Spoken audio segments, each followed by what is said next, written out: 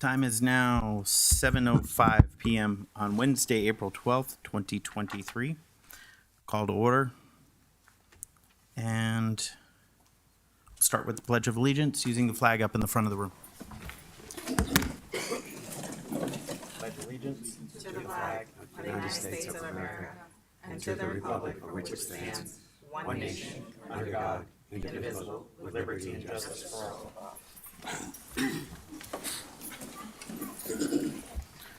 Roll call. Commissioner Martell. Yes. Clerk Commissioner Hodgkins. Here. Commissioner Kashem. Commissioner Mohammed. Here. Mayor Jacobs. Here. We have quorum. Additions, deletions, or withdrawals to the agenda? I have one. I'd like to remove item 10.2. Oh, sorry, I did turn it off.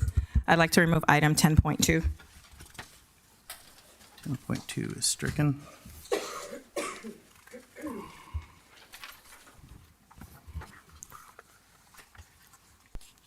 That's the abatement for Ms. Feeney. I see it.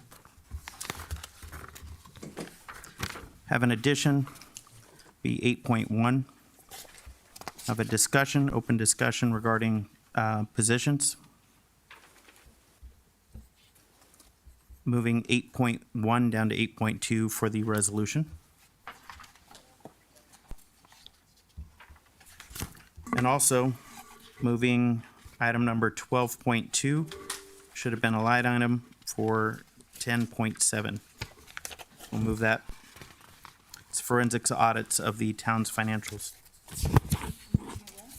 10.7. 10.7.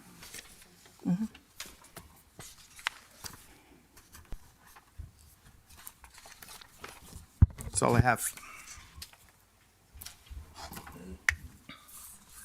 Anyone else? No, I'm just going to ask, is there any backup for some of these items?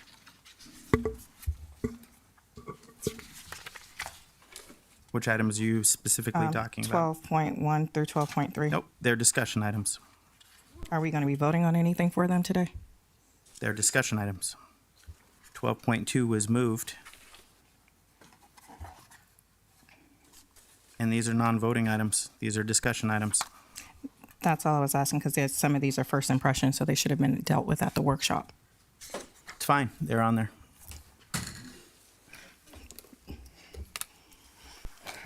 If anyone else would like to speak, you need to come in and sign in the sign-in sheet here with the clerk's assistant.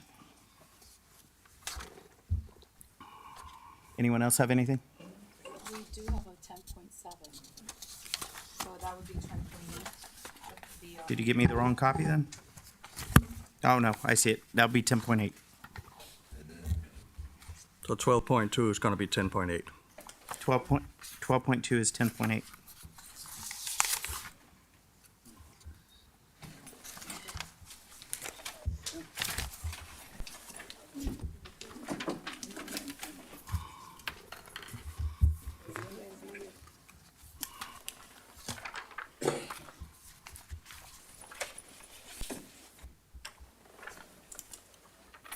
Anyone else?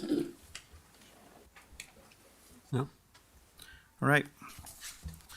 I'll entertain a motion to approve the agenda. Motion to approve the agenda as stated. Your second? Roll call.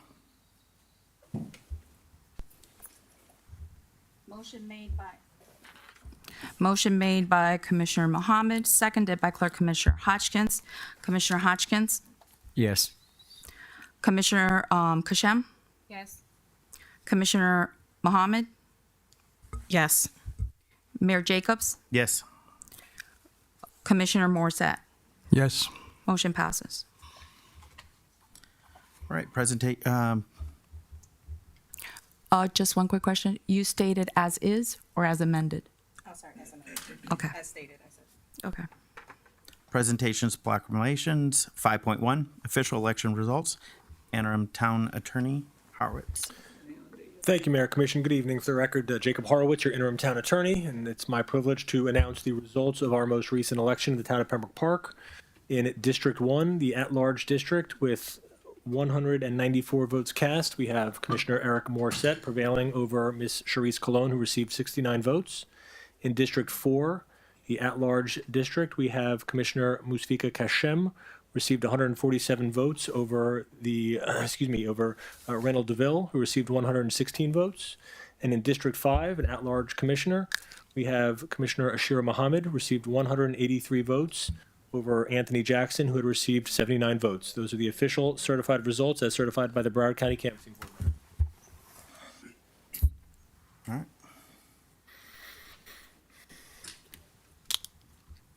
5.2, Commissioner Duties and Responsibilities, Interim Town Attorney.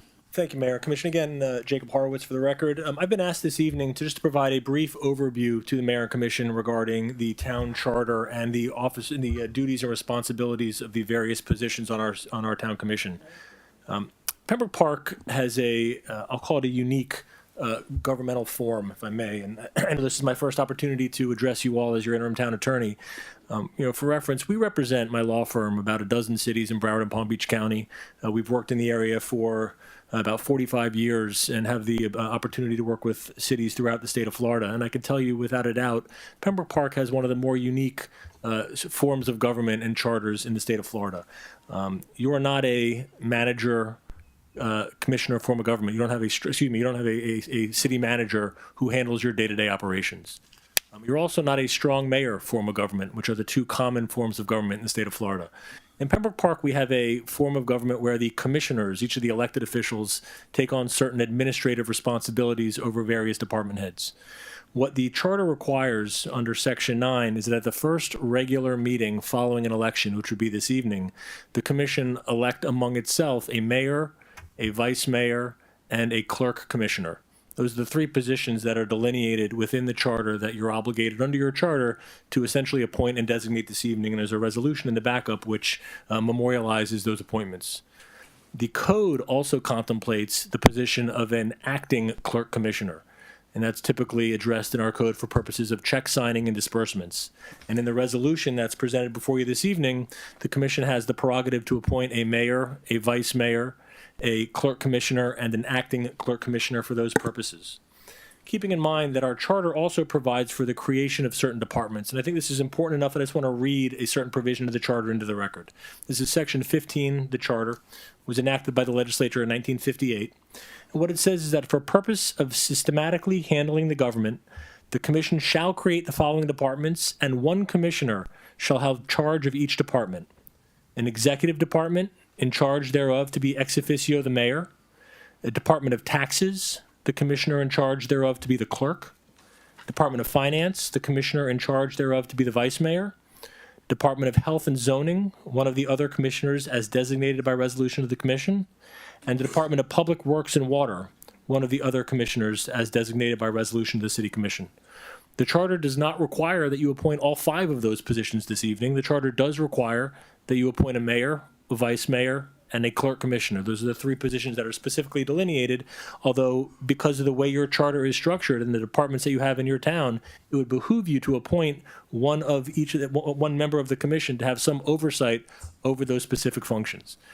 Oftentimes when you have a manager form of government, you've got a employed professional who runs the day-to-day operations and has certain fiduciary responsibility in overseeing the administrative and operational function of the government, of the city, the town. That's not the case in Pembroke Park. Each of you, as the town's elected official, have affirmative duties and responsibilities when it comes to the day-to-day operations of this town. That's a unique burden that's put on elected officials, and you each have that obligation, depending on the role and position that are assumed this evening, to take on certain responsibilities. And depending on the positions as they're appointed, we'd like the opportunity at some future moment to sit down and work through the charter requirements as it relates to each of those positions. Whoever is appointed by the commission to be the vice mayor of Pembroke Park has certain administrative responsibilities over the city's finances and a certain responsibility to the residents of Pembroke Park as it relates to that function. The mayor has certain responsibilities as it relates to the executive branch. So each department essentially has a head or a functioning oversight on the commission. That is unique in the state of Florida. Again, we have that in Pembroke Park. Those are the positions that your charter delineates. If the commission has any questions, I'm certainly happy to answer them. The code is somewhat vague and to a large extent silent on what the duties and responsibilities of each of those positions means. We have custom and practice. We have tradition in the town that does provide some context and some light as to the role of each of those different positions. But again, your charter is fairly limited as it relates to the guidance and the function of the mayor and the vice mayor and the clerk commissioner and the acting clerk commissioner. There are some responsibilities that are delineated, but as we move forward through this process, we just like the opportunity to speak with each of you and flesh out the duties and responsibilities of the various positions in the town. If there are any specific questions, Mayor and Commissioner, I'd be happy to answer them. Does anyone have any questions? Nope. No questions? Move on. All right, number 6. Public comment related to the agenda items, good and welfare. We have to limit this to 3 minutes for each individual to speak. We do have a sign-in sheet up in the front. If you haven't had the opportunity to sign in and you'd like to speak, please come up and sign in. We'll just go off the list according to the first name on it. The first, Rivera. Ms. Rivera, if you could come up. She signed in for me, I wasn't here yet, is that okay? Of course, that's fine. Yes. I just need you to state your name for the record and your address, please. Tony Raz. Well, let's use the office address, 2673 South Park Lane, Pembroke Park, Florida 33009. Good evening, everyone. Haven't been in this room for a long time in a gathering as such. Been for other reasons, and I'm here today basically to and a lot of our friends here from our commercial properties are here with us, and we want to first of all congratulate every one of you for the new positions that you're going to swear into, and we'd like to see a little change in the town, some help from the town. We have been suffering for 2, 3, 4 years, trying to comply with codes, trying to comply with, the city requirements and the regulations and the new codes after what happened in Miami where the buildings fell. It's a challenge. We want to fix things, we want to do things, but we're not getting the help that we need from the city. We're getting 4 months, 3 months, 2 months to get an answer, to get something accomplished. I don't know, Lucy is here? Jeffrey, anybody? You're here. She knows what I'm talking about. Yes. Yeah. She's been, basically bringing these things to light. Some good, some bad, some wrong, some right. And I'd like to see this new approach. I've come and spoken to this last building official. We were trying to get along with Miguel as well, and he was helping. He was very serious about his work, but it was just, you can't move, you can't work. We're here, we want to make money, we pay taxes, a lot of them. We love this place. I've been here for 33, 34 years. And I've developed and built some things here, and I'd like to continue to do so. So my first question is, how is the building department going to change, and how are we going to get some help so we can move a little bit faster in our process? I called in regards to a permit that we're trying to get. We're working on it for 2 months just to tear down a couple of little offices interior. I've already lost hundreds of thousands of dollars in revenue, and employees that leave you, they can't work because they're standing around, there's no permit. So I called and I said, these guys are leaving. They're not gonna be able to work, and I'm not gonna be able to call them back, and it's like a lot of money every day. So he did make a phone call. The new building official came. Within 10 minutes, he walked in and he looked and he said, is this it? Because it was such a fuss for us to go through all of this to get, okay, go. there's going to be some other issues that we have to address, fire and this and that. Okay, but at least we started the process. And I'm hoping that we can get somebody here in town. Time. I gotta cut you off. Okay. So again, congratulations to everybody. We'd like to meet every single one of you personally, and so we can discuss things. And Thank thanks you, again. Mr. Raz. Thank you. Next is Daniel Lazari. Right. Okay. State your name and your address for the record, please.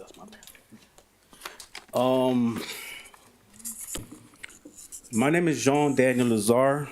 I reside at 5216 Southwest 32 Street. Walking distance. I'm gonna start with the elephant in the room, and I am aware where there is smoke, there's usually fire, and I'm gonna attack the fire.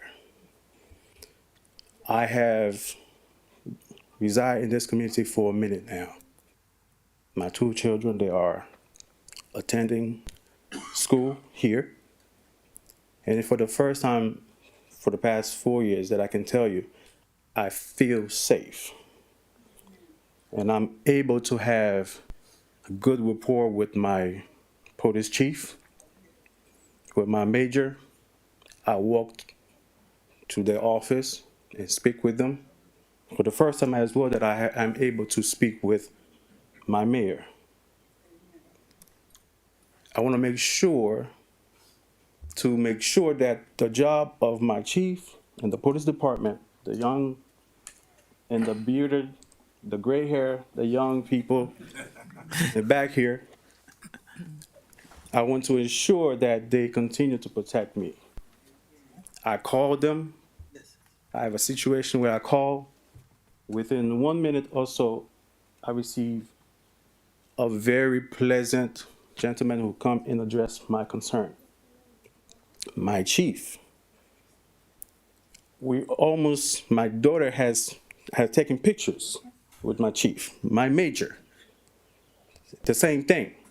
My mayor, same thing. So what I'm trying to get to here is that for the first time as well, that I have elected, and I have a winning election. That means everybody that I elected, I voted for, won their election. And that's each and every one of you here. And the purpose that I voted for you is for you to make sure that my city employees, that make sure every morning they pick up the grass. My police chief, every morning, he makes sure he assign each and every individual officers here to patrol my neighborhood and keep my children safe.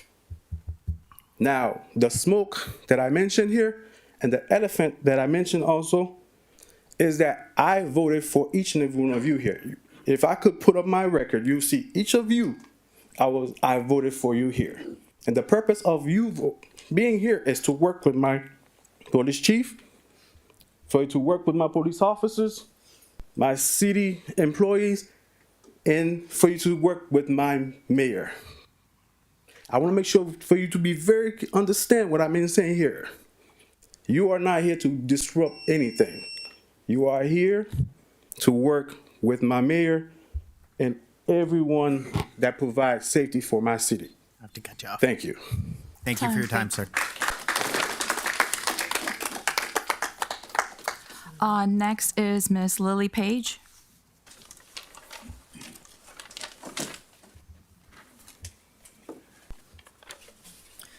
Lily Page, 4891 Southwest 36 Court, Pembroke Park. I've been a resident since 1999. I am here tonight to give you a little background on our present mayor, Godfrey Jacobs. The following sentences that I am about to state, please use allegedly at the beginning so I don't have to repeat it in each statement. Number one, Godfrey Jacobs is a dictator. Number two, he's a bully. Number three, he's a stalker. He himself stated at the last commissioner meeting that he went by Commissioner Bill's house at 5-ish to see if his car was in the driveway. Then he went by again at 6:40 p.m. He noticed each time it was parked. According to him, it meant he was at home, not taking into consideration he could have gone out with a friend or have been taken to the hospital in an ambulance. Just because somebody's car is there doesn't mean that they're in the house.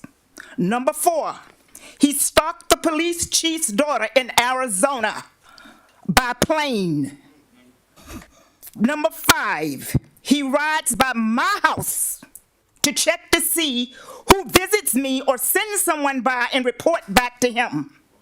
Number 6, he was decertified as a police officer per the newspaper.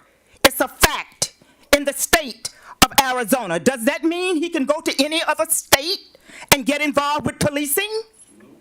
Number 7, when you do not give him satisfy his needs, if you know what I mean, he goes after you and attack you and make up things to ruin your life.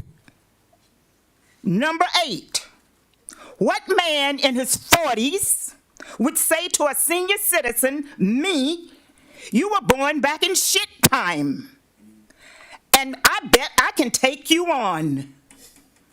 This is who you have in charge of Pembroke Park: a bully, a dictator, and a stalker. Thank you for your time, Miss Page. Next. Betty Jackson.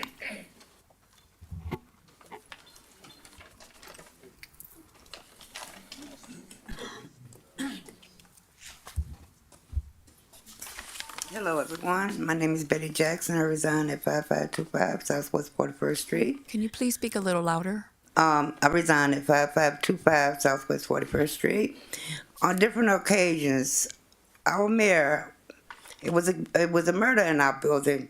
He came there. I don't know what the young lady was just now speaking. I don't have any knowledge of that. But what he did for our building, there's no other person would have done that. He stayed there when this guy got killed in our building. 2 of them there was a shootout in our building. This man came there and stayed with us to the very end. There was our sewage broke. He stayed there with the rest of the tenants, did not move until he had something done. And it was for some hours. I've never known anyone to do what he did. Regardless of whatever they say this man did in the past, that's in the past. Everything's supposed to be forgiven. That's what the good Lord says to do. Me, myself, personally, I've seen what this man did for me in my residence where I live. I praise him for it.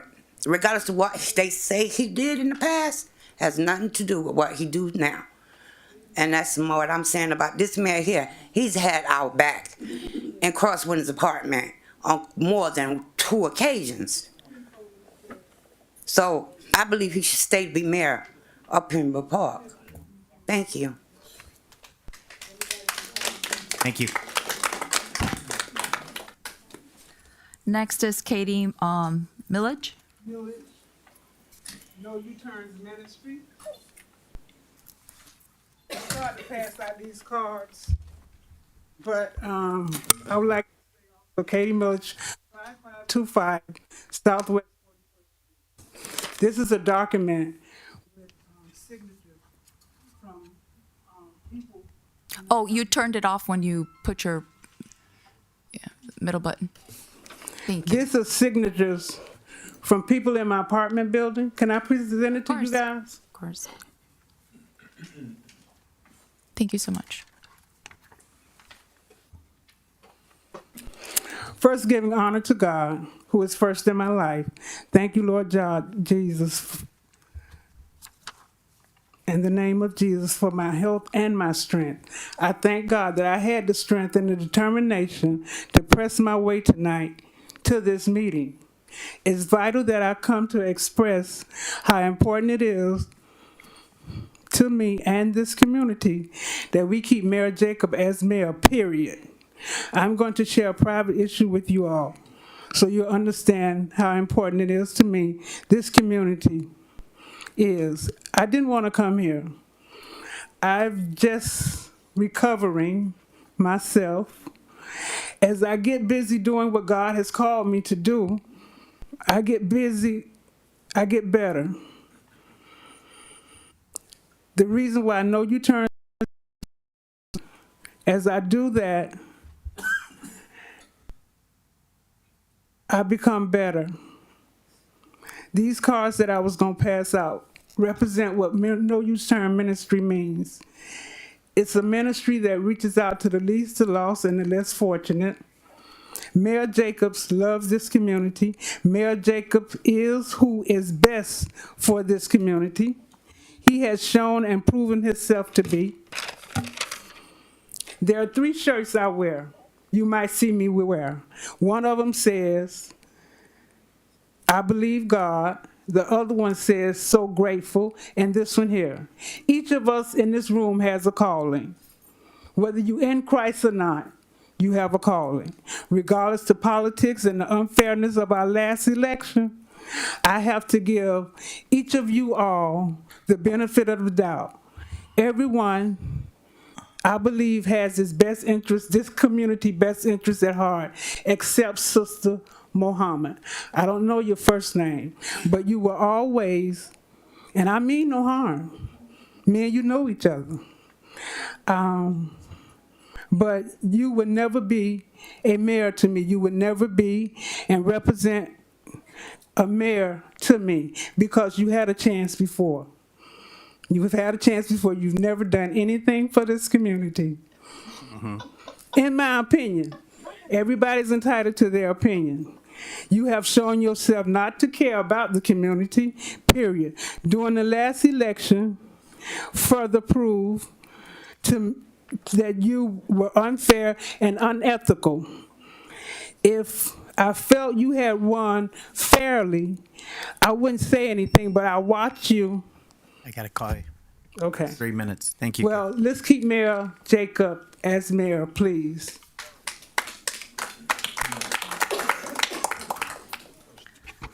The next person is Mitch.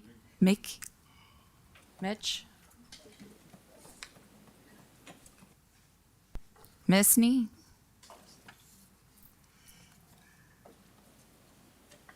From NG Ministry. Alrighty. Next person is Adi Shaw.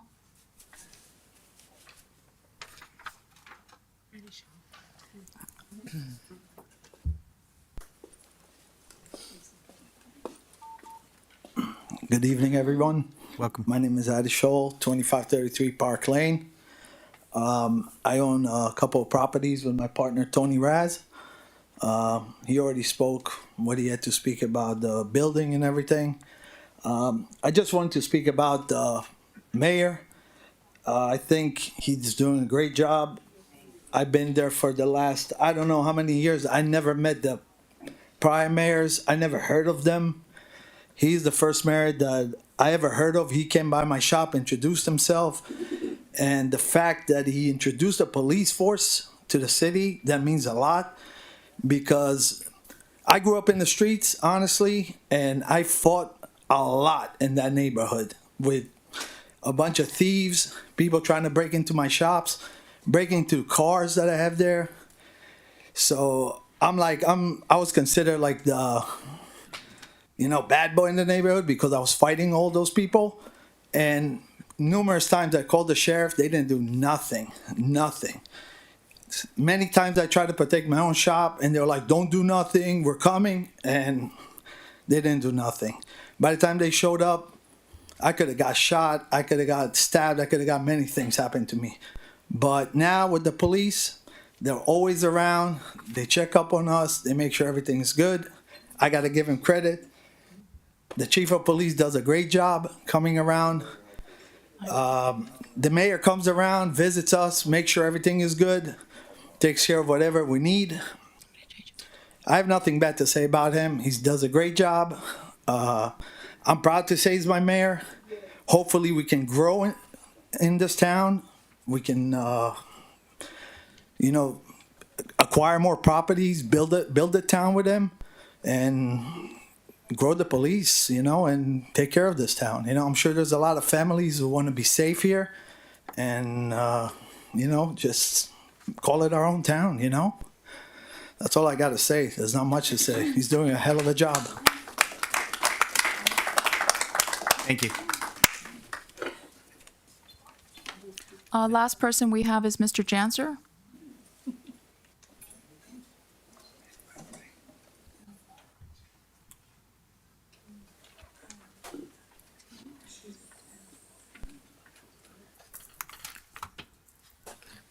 Good evening, Commissioners. Robert Janser. I'd first like to... Sorry, if you could state your address, please. 1250 Northwest 101 Way. Thank you. I'd first like to congratulate all the commissioners-elect on their landslide win.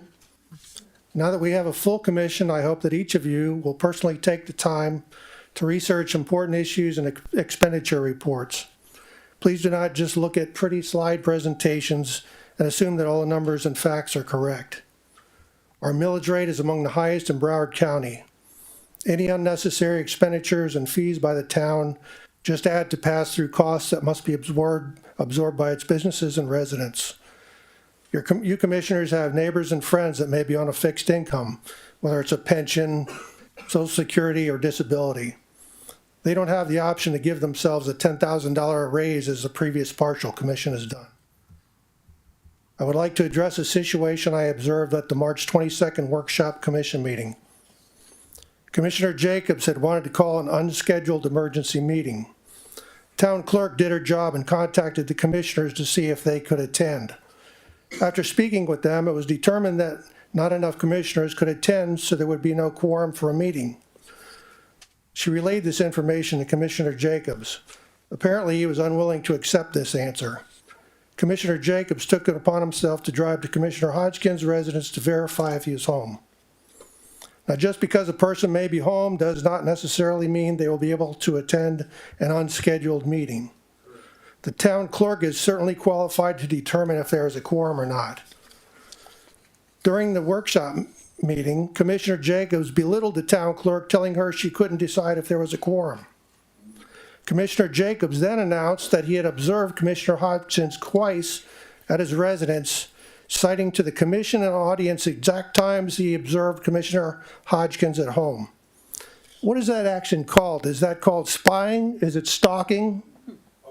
As it turned out, the issue Commissioner Jacobs allegedly wanted to call the meeting about was unnecessary, as the HR department and the town manager had already resolved the issue. The town attorney gave a lengthy dissertation on the commission's responsibilities regarding the Sunshine Law, ethics procedures, and code of conduct. Does Commissioner Jacobs feel those responsibilities don't apply to him? In my opinion, Commissioner Jacobs' actions were uncalled for and unprofessional. Let's ask the town attorney if they are unethical or even legal. If Commissioner Jacobs treats town employees and commissioners like this in a public meeting, what truly goes on in town hall behind the scenes? Thank you. Spencer? Anyone else on the list? No, I have no one else. If somebody else wants to speak up? Is there anyone else that wanted to come forward and speak? All right. I'm going to ask that we take a 10-minute recess. Right? It is 10? 4.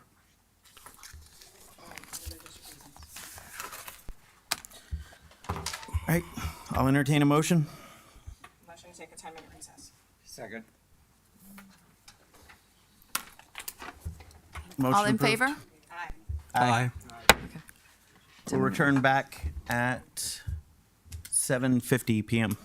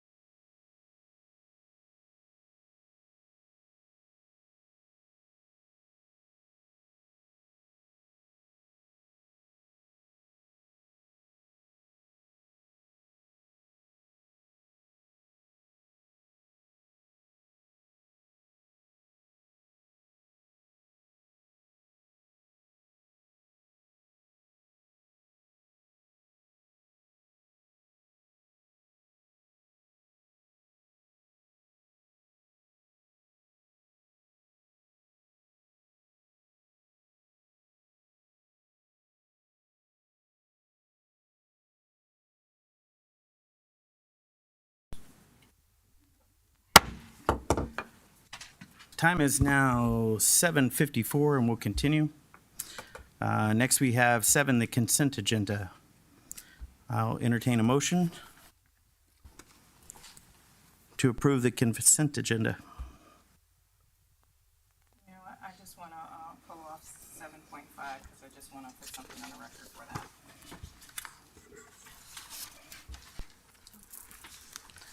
You need to turn on your mic. That's all right. Okay. I ask that we remove 7.5 from the consent agenda. We'll make 7.5 a line item. Citizen Drive, And one of we'll my move items. it to 10.9.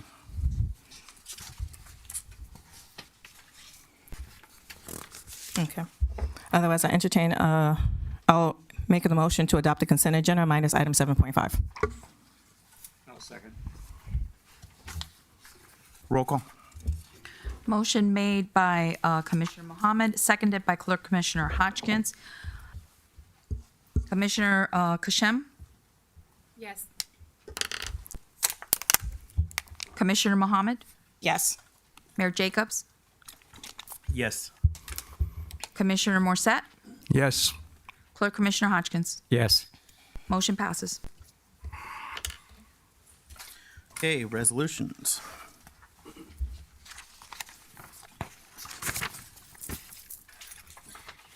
.1.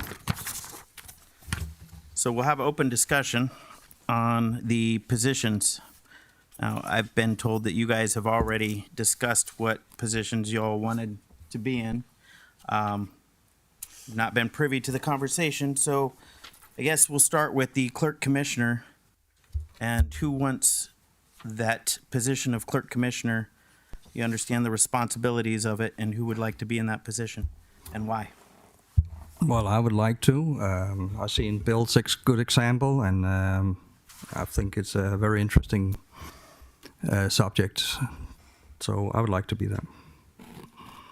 Anyone else that would like to be the clerk commissioner? All right. Next position would be the vice mayor. Vice mayor is responsible for the town finance. Anyone would like to speak on the vice mayor position?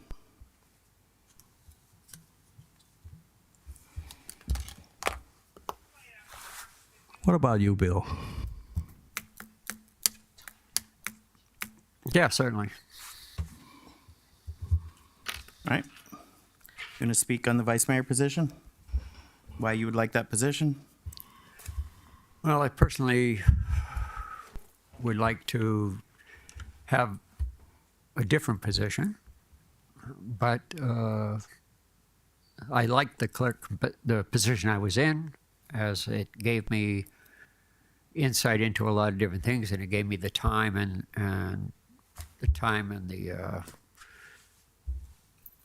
the motivation to go to do different things like the MPO and things like that, which I thought I could learn more from and bring some results to the town.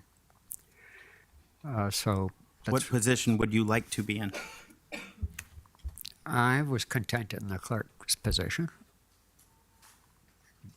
but I'm assuming we're voting on this, so We will be. at some That's point. why we're having the discussion. Yeah. No, I accept that. Would you like to challenge him on that, or would you like to? Look Yeah, at let's take it another outside, kiddo. I'll arm wrestle you. No, if you want to keep that position, I'll back down. All right. Are you all right with that? Want to stay clerk I'm not going to commissioner? make any commitment. I'm just saying I'm fine with whatever decision you people want. You can make whatever choice you feel like you want to make. You want to be president? Be president. We can do that. That way. Remember, you use the term systematic democratic process. So we're sitting here discussing the positions and who wants the positions and why. So you're stating you want to stay in the clerk commission position. And do you want to be the clerk commissioner, or are you going to rescind? I resent. All right. So, all right. Now, vice mayor. Who wants to be in the vice mayor position? Nobody, yeah? I haven't done any thoughts on being vice mayor. I'm not too familiar with the obligations and duties, but if the commission wants me as a vice mayor, I'll do it. I'll learn on the job. The vice mayor position is responsible for the, sorry, y'all hear me all right? The vice mayor's position is responsible for this town's finances, the budget. You oversee the finances of that position. Are you okay with the duties and responsibilities of that position? Yes, sir. All right.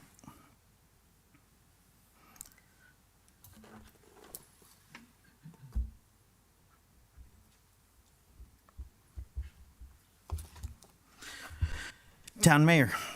Who would like to be the town mayor? I'd like to be the town mayor. All right.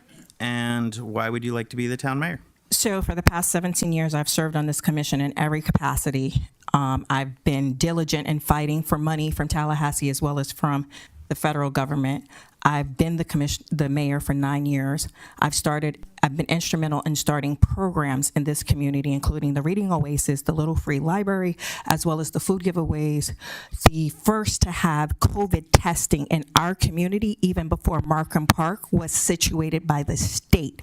That's what leadership does, is they go out there, see what the needs of the community are, and they deal with it. And I've done that successfully for 17 years.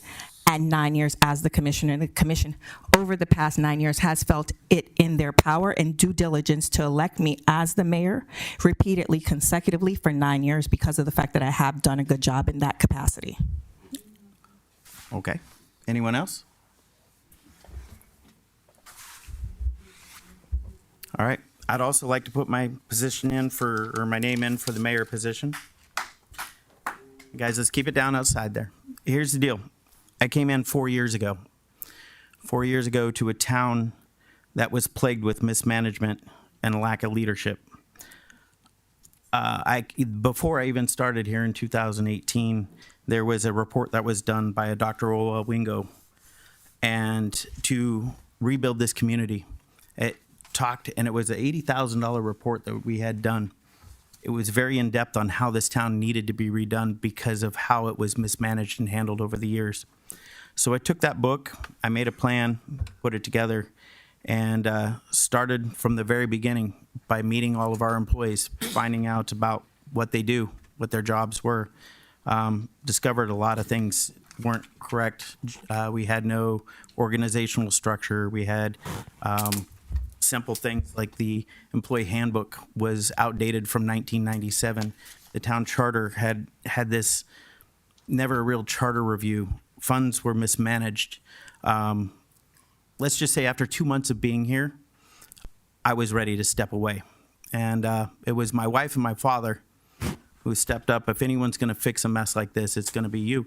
So I stayed. I put a plan together, and I started by bringing in HR and rebuilding the town from the inside. Without a plan to put things together to make it function and work, this place has nothing. And 2 years ago, November, Ashura Mohammed ran for the seat of House District 101, and she resigned from her position, and then I became the mayor at that time. In the time I was here, I discovered every time I opened a box, every time I found a box, it was Pandora's box. It was nothing but another disaster after another, and I stopped opening boxes because it was so bad. Funds, the finance director we had at the time couldn't figure out our funds, couldn't figure out where things were, funds missing. We had different accounts. It was a disaster. And to the best of his abilities, he did what he could to try to fix that problem. We do have a new finance director working on that we brought in. We had some issues with the old one. The town didn't have a town manager for over 2 years before I got here. We brought in a town manager. Why Ashura was here, it didn't work out. We brought in another town manager who's been here 3 years. But the town manager and I have sat countless hours and trips to bring funds to this community. While Ashura did start the little free libraries, they were old newspaper stands. And when we went through to clean them out, there was porn, there was all kinds of rotted books. It was pretty disgusting. They weren't maintained. I went and I actually built little libraries. I've got them on the registry and put them around the town. We have the Girl Scouts currently finishing one. Put a lot into this town. We brought in the COVID testings. We brought in the COVID vaccines. We did food drives every weekend. They were never ending. And yes, a lot of those were started by Mayor Mohammed, but I diligently, at jeopardizing my own personal career, put this town first. I was tasked with building a police department. I will tell you, I built a lot of businesses. The undertaking of building a police department is the hardest challenge I have had. I had to fight internally, externally. I had to get the support of the residents. I had to take on the Broward County Sheriff's Office. It wasn't a feat for the faint of heart, but I was successful, and we got our department open. Brought many things forward. The numbers weren't, no one paid attention to what was going on with the Sheriff's Department, but public safety is number one in my heart. It's taking care of this community. People who know me, they see me out. I'll tell you another little incident that happened. Right as soon as Mayor Mohammed stepped away, or stepped down from her position, I was day before Thanksgiving. The town staff was having a lunch here, and the Broward County mayor called. They had funds to help these small businesses stay open. Lucy, she's not here today. Lucy from the building department, Joy Brown, my assistant at the time, printed out 700 flyers, and I walked door to door to each and every business, handing out these flyers to help these businesses stay open during COVID. Biggest things they had issues with, the fact that they've never met the commission before. They've never seen a commissioner before. They've never met the mayor before. I'd talked to the mayor when I was a commissioner about going around and meeting the businesses. She wanted me to come with me when I did it. I didn't do it up until that day when it was a necessity for our community to keep the doors open for our businesses and keep money coming into the town to keep things like our police department and our infrastructure going. But along the way, I've uncovered a great deal of mismanagement of funds, mismanagement of services. The last 2 years has just been mind-boggling on the amount I've uncovered. But I've been chipping away, working at each and every one of them to better our community. That's why I feel I should still stay as the mayor to continue my progress that we've made so far. I feel like we've gotten more done in the last 2 years than we have the last 20 in Pembroke Park.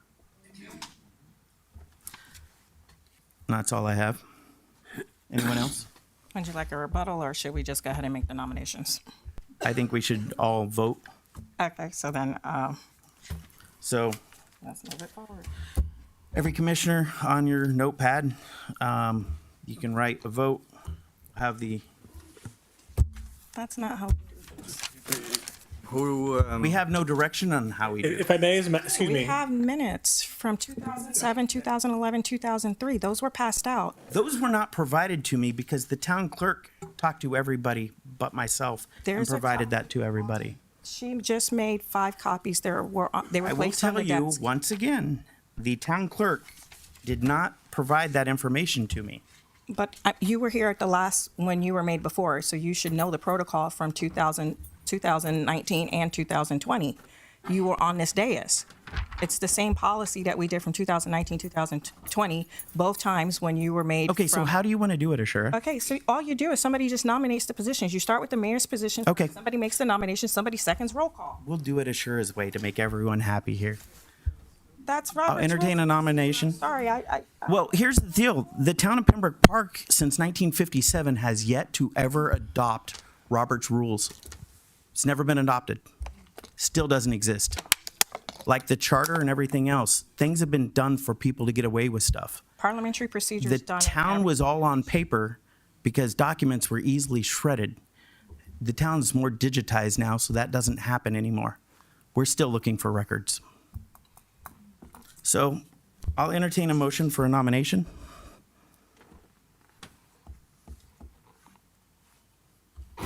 Nomination of who?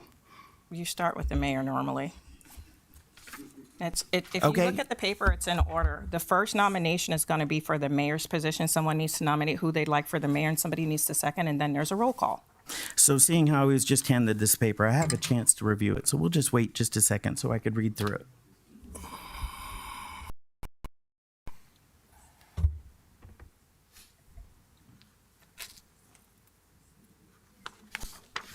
All right. Entertain a nomination for the position of mayor. Which paper are you looking at? 2007, 2011? There's No. 7 is what we got here. and one, two. Does everyone have a copy of the minutes from 2011 or 2007 showing how the procedure's normally done? All it says is Clerk Commissioner nominated Annette Wexler, acting as Clerk Commissioner. Annette Wexler seconded nomination vote as follows. That's it. Yeah, it's a little bit. It does not give written instructions on how to do anything. No. It's very vague. Town Attorney, can you give us a hand? May I, thank you, Clerk Commissioner. Mayor, may I? Go ahead. Thank you, Mayor and Commission. There are a number of different ways to consider the appointment of positions you're currently looking at. To Commissioner Mohammed's point, if any member of the commission were to make a nomination, and that nomination were to receive a second, and that there would be a vote, a roll call on that nomination, and if that were to receive a majority of the commission, that would be designated as the mayor, presumably, to be included in the resolution. The charter requires that each of these positions be delineated by resolution. So if you were to take the 4 positions, mayor, vice mayor, clerk commissioner, acting clerk commissioner, a motion were made on each of those positions, a nomination, a second, majority vote on each, we would then read a resolution into the record which embraced the results of each of those votes.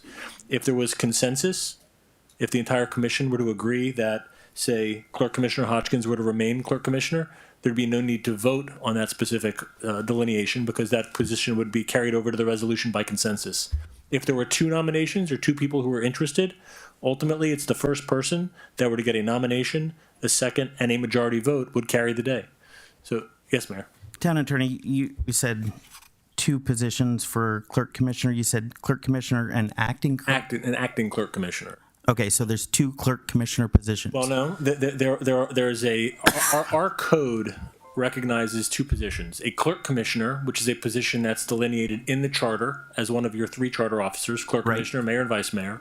The code also contemplates the position of an acting Clerk Commissioner. The acting Clerk Commissioner has certain limited authority in very limited circumstances with regards to check signing, as set forth in the code.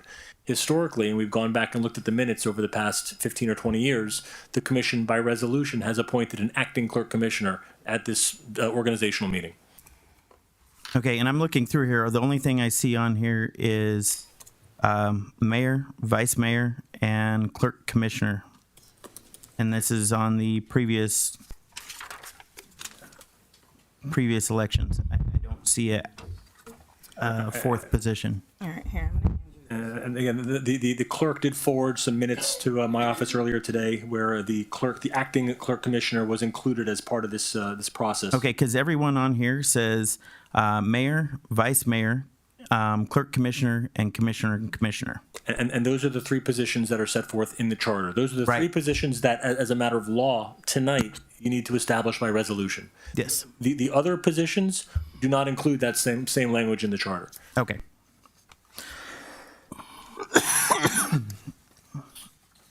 I'm just going off what is set here in front of me right now. Well, if you're looking at the minutes, it's all 4. So I'm just going to pass you. I circled it so that you can see the list. Oh, I know what it. No, that's not even that one. I don't know what. Well, we can just follow your instructions, Mr. Horowitz. Okay, It's I'll the prerogative of the entertain- commission. That's okay. No. Can I entertain a motion for a nomination for mayor? I'll second. Well, you have to No, make a no, motion. you have to Budget. nominate someone. Okay. I will nominate Ashira Mohammed for mayor position. Is there a second? I'll second. Roll call. Discussion? Discussion? No discussion. Roll call. Motion made by Commissioner Morset, seconded by Commissioner Hodgkins. Commissioner Mohammed, Yes. Mayor Jacobs, No. Commissioner Morset, Yes. Clerk Commissioner Hodgkins, Yes. Commissioner Kashem. Yes. Motion passes 4-1.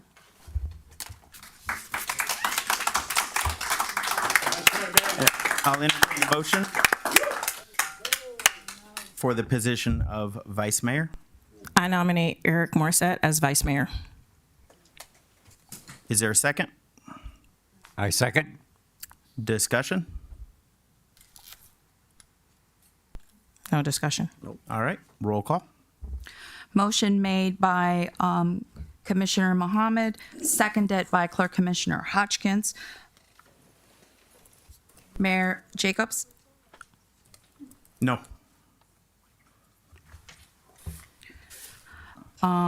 Commissioner Morset, Yes. Clerk Commissioner Hodgkins, Yes. Commissioner Kashem, Yes. Commissioner Mohammed. Yes. Motion passes 4-1.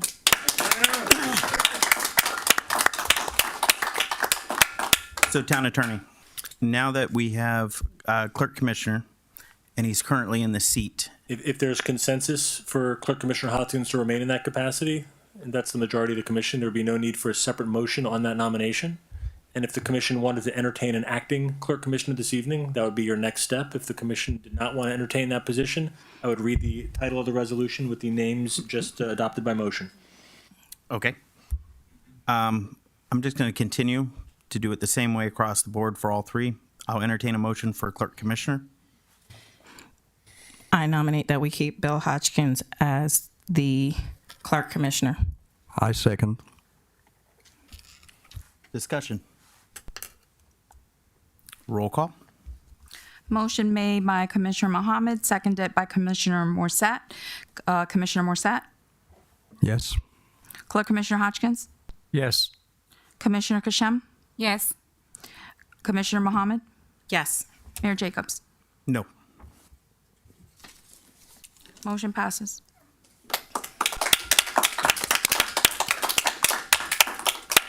All right. Town Attorney. Wait, can you do the acting? Acting clerk. All right. I'll entertain a motion for acting Clerk Commissioner. I nominate Musfika Kashem as acting clerk commissioner. I second. Discussion? None? Roll call. Motion made by Commissioner Mohammed, seconded by Commissioner Morset. Clerk Commissioner Hodgkins, Yes. Commissioner Kashem, Yes. Commissioner Mohammed, Yes. Mayor Jacobs, No. Commissioner Morset. Yes. Motion passes 4-1.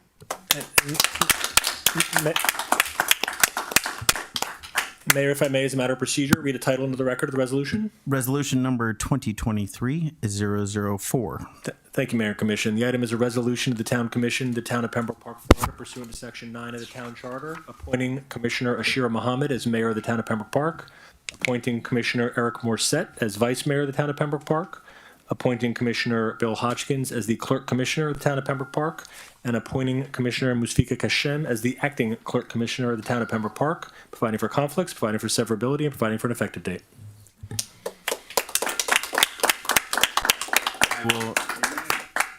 I will entertain a motion for Resolution 2023-004.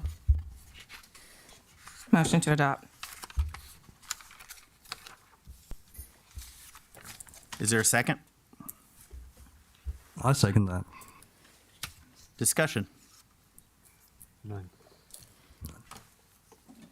Roll call. Motion made by Mayor Mohammed, seconded by Commissioner Morset. Commissioner Kashem, Yes. Commissioner Mohammed, Yes. Mayor Jacobs, No. Commissioner Morset, Yes. Clerk Commissioner Hodgkins. Passes 4-1.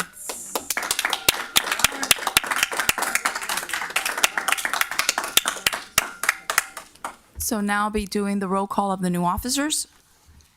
And they are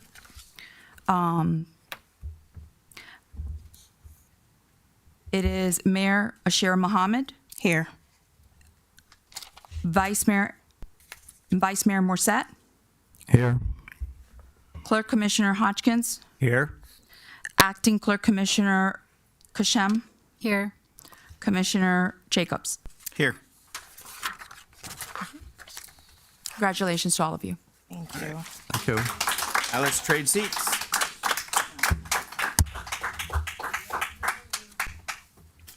You can stay in your seat. Yeah, for today. All right. It's just the passing of the gavel. That's.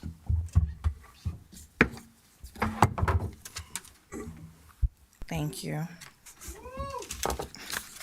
Okay. Okay. We're going to move on to number 9. There are no new ordinances, so we're going to move on to number 10, new business. So the first item we have is 10.1, assignment of boards and committees. So we have the Florida League of Cities, the Broward League of Cities, the MPO. There is a paper that I passed out, well, that Marlon passed out. We need to appoint who's going to be our representative for the Florida League of Cities, who will be the voting delegate for the Florida League of Cities. So the Florida League of Cities annual conference is going to be August 10th through August 13th. It will be in Orlando. So I'm not sure who plans on attending, but we need to pick who's going to be the voting delegate for that. I don't know, if you guys want to do this next month, because we have some time, just so that we know who has their calendars free to be able to go for that. Then the second one is that we have the Broward League of Cities. We need to appoint a member for the board of directors, as well as an alternate board member. Those meetings take place at 12 o'clock noon on Thursdays. Then we also need to appoint someone for the MPO. Those are the second Thursdays of the month as well, at noon, correct? The MPO is actually doesn't have any meetings this month, so you actually have till next month to make that decision. Okay. So everyone has a list of the calendar in front of them, so that we can basically see who's planning on going to what things. And also there's also the email classes that Institute of Elected Municipal Officers that the league is having, and I wanted to make sure that you guys are aware of the dates so that we can also get you registered. So if you'd like, I gave them all one of these. okay, perfect. Yeah, everybody. So if you'd like, we can put this off to next month for the boards. Yeah. Okay, so I just wanted to make sure everybody's aware, they have the dates, and then we'll nominate those positions at the next meeting. Okay. Fine. Excuse me, Mayor, would you like me to put it for the workshop? Yes. Okay.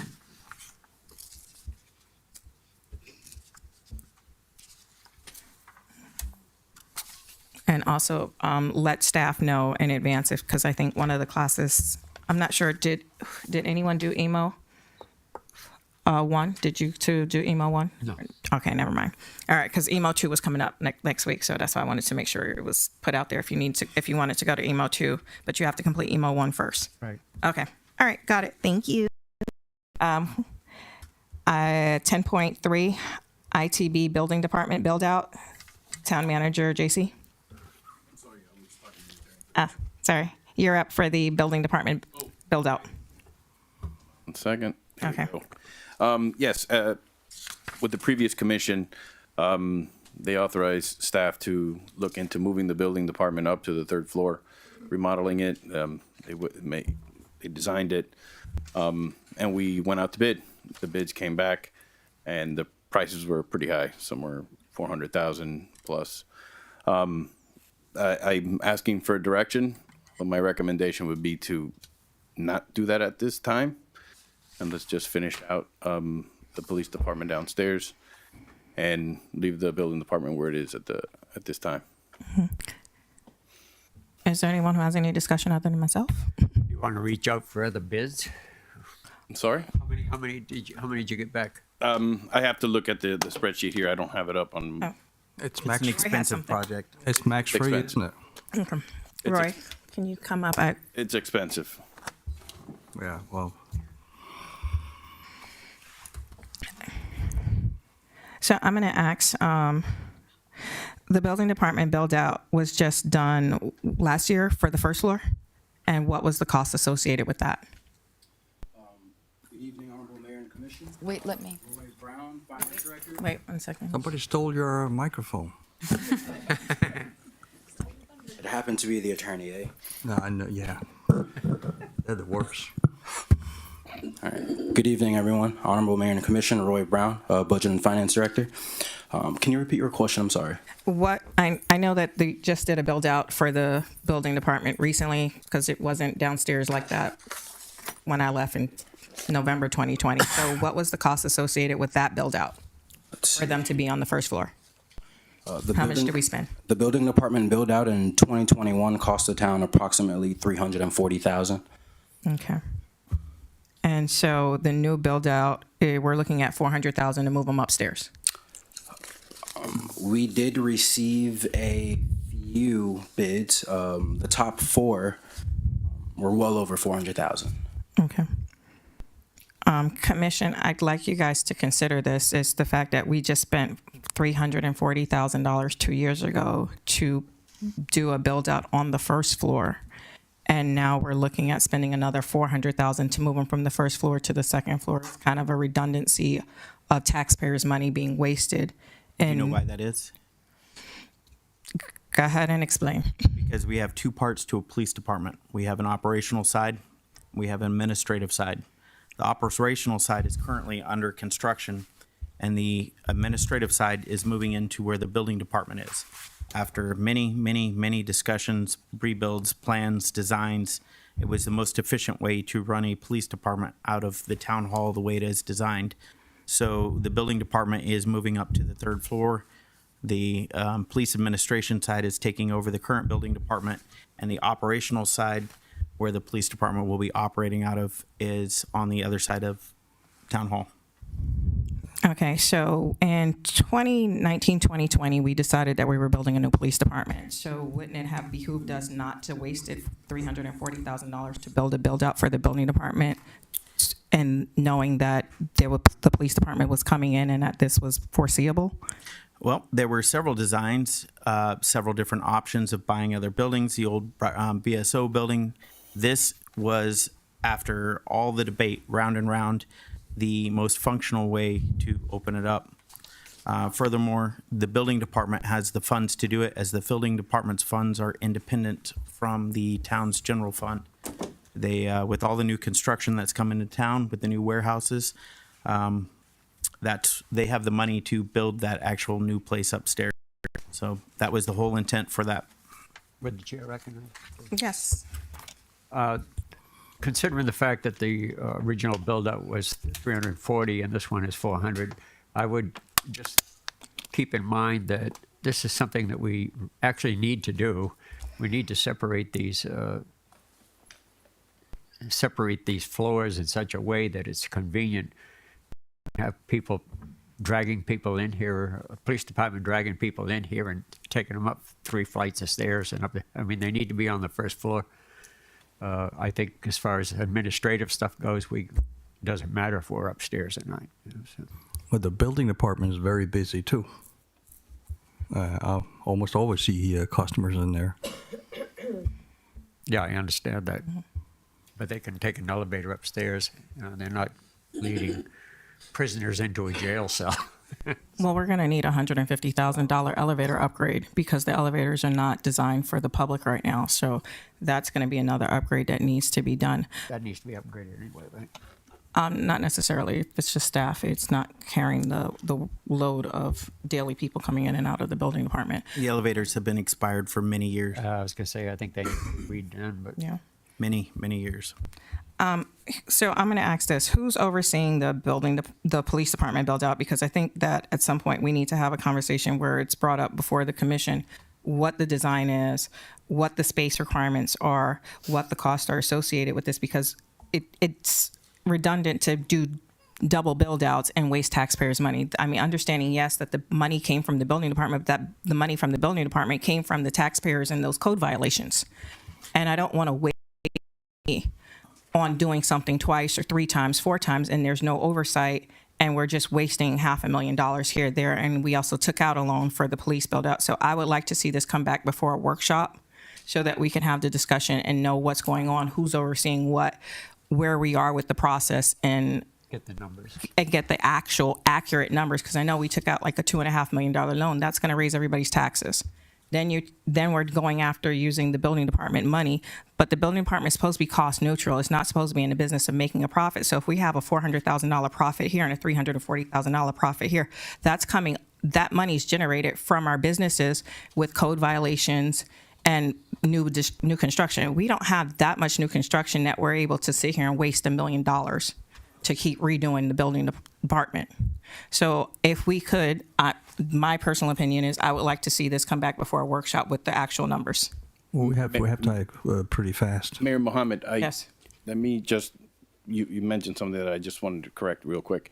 The building department fund is only permit fees. It's not code violations. Code violations come to the general fund. So I just did want to make that correction. I don't want anybody out there thinking anything. And so I just But we also still have the highest building fees around as well.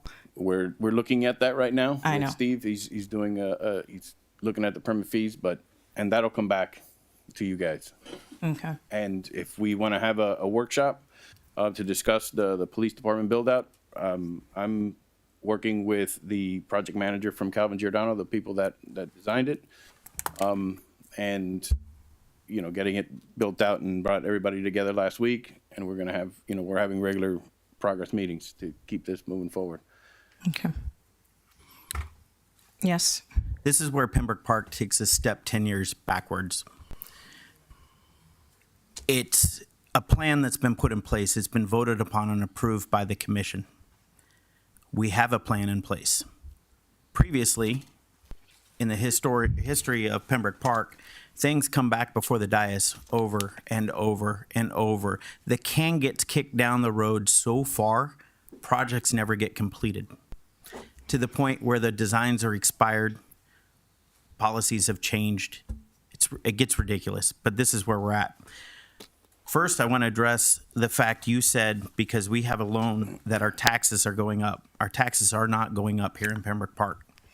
Unless you guys vote to increase taxes, I'm working on and have been working on reducing our taxes in Pembroke Park. Just because we have a loan out, our police department's actually saving the town money and will come in less than what we paid BSO last year. On the other side of it, there's revenue being generated by the police department in the form of citations, collision reports, public records. That brings revenue back into the town as well. So the police department is not going to raise our taxes here in the town. I want to be very clear on that. We voted on it to approve the build out. I understand a presentation would be nice to the commission on what's going on, the current projects we have going on here in town, because the commission up here is not fully aware of what we've accomplished over the last 2 years. So I would like a presentation of the projects that we currently have, the 8 grants that are remaining from God knows how long they've been here that are still not completed yet and expiring in 2024, 26. I don't remember. No, actually, their FEMA's talking about extending them, so that's a movement. Well, I know there's one that the one that's expiring. I signed it. It doesn't extend anymore. So that one is the last extension I signed on it. So, but this is where we go backwards and keep kicking the can down the road instead of things getting accomplished around here. Well, I'd like to see a presentation to this commission to know where the money's going and what we're doing. I mean, I think the commission deserves that. This is a new commission and they'd like to be aware of what they're spending money on. So asking for a special meeting to discuss it and actually have something presented to us other than someone saying, hey, we're going to spend $400,000 and for us to be responsible for that money without actually having any knowledge wherewithal of what's going on. I think that's a reasonable consideration. I think that's exactly what I just asked, but we don't need a special meeting for it. We could do it at a regular workshop. That's fine. I think at this point we had 56 meetings that year, but for the last 2 years, we've been able to accomplish it with 12 meetings a year with 12 workshops a year and just having 2 meetings a month without all these. It's fine to have it either at a special commission meeting or a regular meeting, but at this point, I'd like to have the item brought at the next meeting when we can actually have some backup. It's not fair to this commission to have to make decisions on things that don't have any backup. And I know in the past, we passed something where we were supposed to have backup on any item that's presented to this commission. Make a vote on spending money without any backup. I think you're arguing over something that I just said to the town manager to bring a presentation forward to present to you all the projects that are here that have been accomplished and have been voted upon. Okay. And you're trying to argue with me on something that I just backed you up on to educate you on what's happened around here and the rest of the commission. Okay, I thank you very much for that. And then secondly, would like to state that we just adopted some minutes that just approved a fire fee. So if that's not taxes going up, I don't know what is. All right, we're going to move forward. 10.4, building official services with Safe Built. JC? Yes. As you know, I had to make a change in the building department rather quickly. I had to enter into a contract on an emergency basis as far as what Broward County rules require us to have a building official within 24 hours of the departure of your previous one. And so I had to make a decision and bring in Calvin Giordano or Safe Built to provide building department services. I had previously explained this at the workshop, and this is your approval after the fact. Okay. So I'll entertain a motion. I don't know how page numbers on this.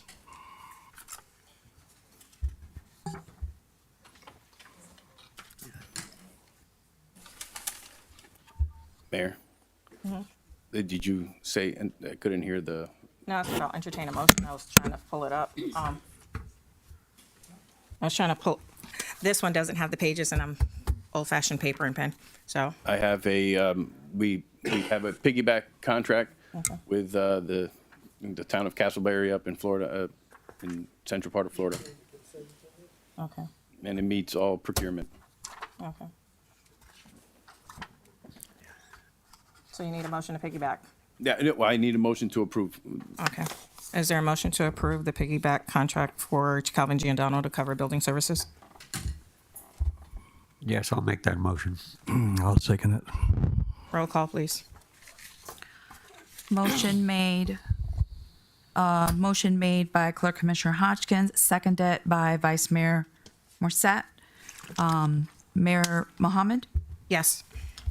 Commissioner Jacobs, Yes. Vice Mayor Morset, Yes. Clerk Commissioner Hodgkins, Yes. Acting Clerk Commissioner Kashem. Yes. Motion passes 5-0. Thank you. 10.5, memorandum of understanding with Miami Gardens Police Department, Police Chief David Howard. Honorable Mayor, Commission, this is just a typical MOU. We've signed many of them. This gives us shared access with our law enforcement partners to the south on our southern border. Does anyone have any questions? If not, I'll entertain a motion for the city to enter into a memorandum of understanding with Miami Gardens Police Department. I'll entertain a motion to approve MOU with Miami Gardens Police Department. I'll second.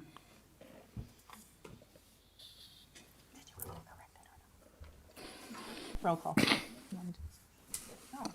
Okay. Motion made by Commissioner Jacobs, seconded by Clerk Commissioner Hodgkins. Commissioner Jacobs, Yes. It's Vice- Jacobs with the S. Vice Mayor Morset, Yes. Clerk Commissioner Hodgkins, Yes. Acting Clerk Commissioner Kashem, Yes. Mayor Mohammed. Yes. Motion passes 5-0. Item 10.6, introduction of Fraternal Order of the Police, Police Chief David Howard. Yes, ma'am. I'd like to bring up Officer Dodge and Officer Kaysen and a representative from the FOP to talk you through this one. Gentlemen.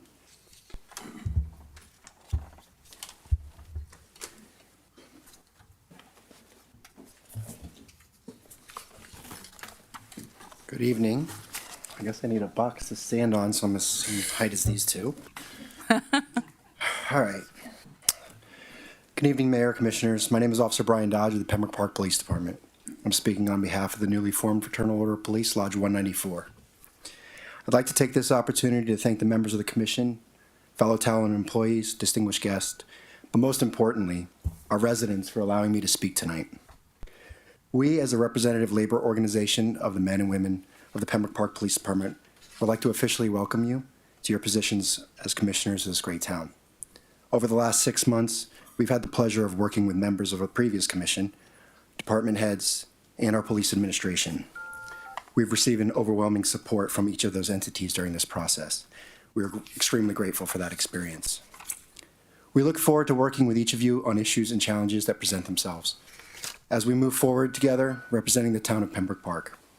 This is an exciting time for everyone. With a new police department, we have the opportunity to serve this community the way that they deserve. And we need to be the professionals that they need. In just 6 short months, the Pembroke Park Police Department has made phenomenal strides in public safety. Clearance rates for property crimes are way above average. Burglary clearance rate is over 52%. It's unheard of in this country. Clearance rates for violent crimes are way above average as well. 100% clearance rates for homicides, sexual batteries, robberies, and aggravated assaults. Response times for in-progress calls for service average approximately is 30 seconds. Now, I'm not sure if everybody is familiar with the process when someone calls 911, but if you are, you know how truly remarkable those response times are. These are just a few of the quantifiable examples of what we've been able to accomplish in just a short amount of time. Our police officers have taken full ownership of their responsibility to ensure safety for the town of Pembroke Park. You see them all standing back here? I don't need that one, that's fine. Thank you. Gathered before you today are just some of the members of the Pembroke Park Police Department. These are some of your police officers who stand in front of Lake Forest and Watkins Elementary Schools each and every day, and they foster positive interactions with the youth. Some of your police officers, these are the ones that are out there playing football with your children on Sunday afternoon.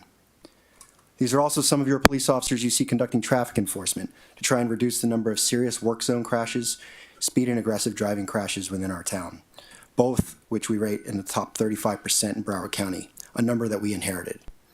We're working diligently to secure state grant funding sources to address these issues head on.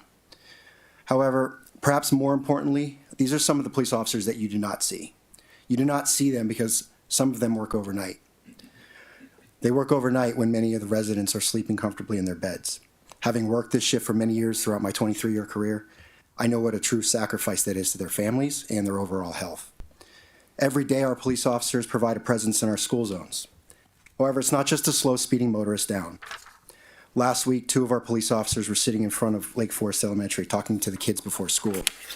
As many of you know, some of the parents have to drop their children off before the gates even open so they can get to work on time. Some of the children are left on the side of the road even before the sunrise. These 2 police officers noticed a young man, 2nd or 3rd grade maybe, standing next to his friend's bicycle. The young man seemed saddened because he did not know how to ride a bike, and his parents didn't have time to teach him. These officers spoke to him and encouraged him to just give it a try. They helped him gain his balance, and off he went. Several minutes later, this young man was riding a bicycle with almost no assistance. As parents, we hate to imagine missing these milestones of our kids, but hopefully this will create an experience for this child that he'll never forget. You might see the new cars, the new uniforms, the new faces, but let me assure you we are not new police officers. Our agency is comprised of over 300 years of law enforcement experience from across this country. Each and every one of us has embraced this community as our own. We know there will be times when the FOP Lodge representation and the commission do not see eye to eye. That's inevitable in any profession. However, we will make a pledge that we always work in good faith to resolve any issue, including disagreements, with tact and professionalism. As we prepare to move forward together, we ask for you all to provide some stability and assure our membership that any changes will only come after careful consideration and discussion with union representation. Turmoil within a young police department can be severely detrimental, and it'll affect the service provided to our community. We're very proud of the service we currently provide, and we hope to continue to move things forward without turmoil or disruption. We all realize change is inevitable, but also know that timing is most important when instituting any change. Our own emergence as a police department from the ground up is a very fine example. Once again, I want to say welcome to each and every one of you. We look forward to the partnership and the opportunity to work towards greatness for the town of Pembroke Park. Thank you guys so much. Thank you. Thank you.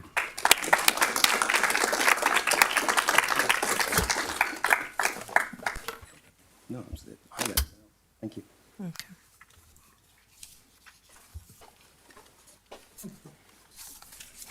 Okay.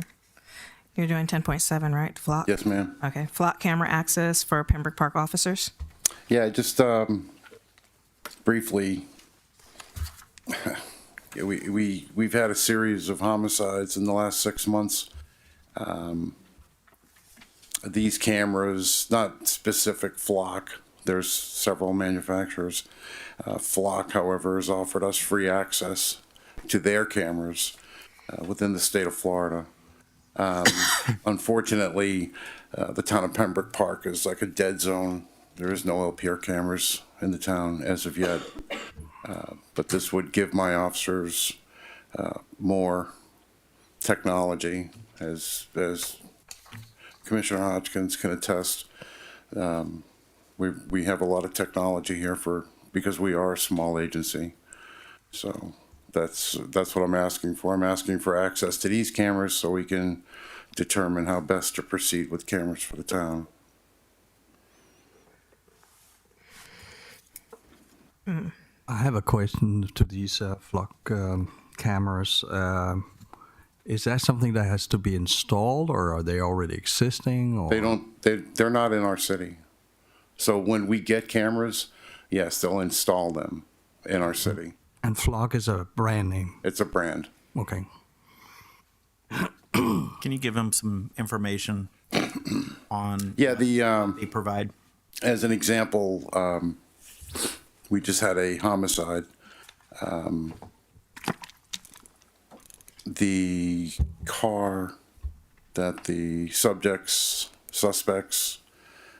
were in could have been captured had we had a camera placed.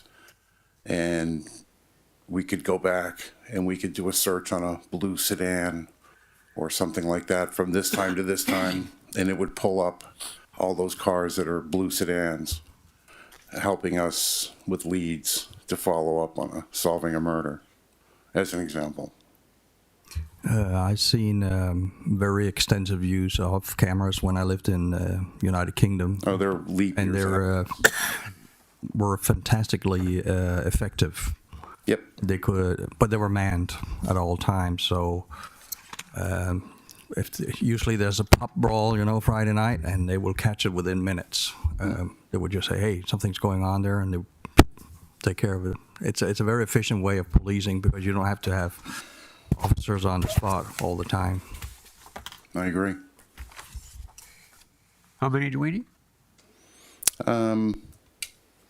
I would want to control every entry and exit point into and out of the town. So you're probably talking 10.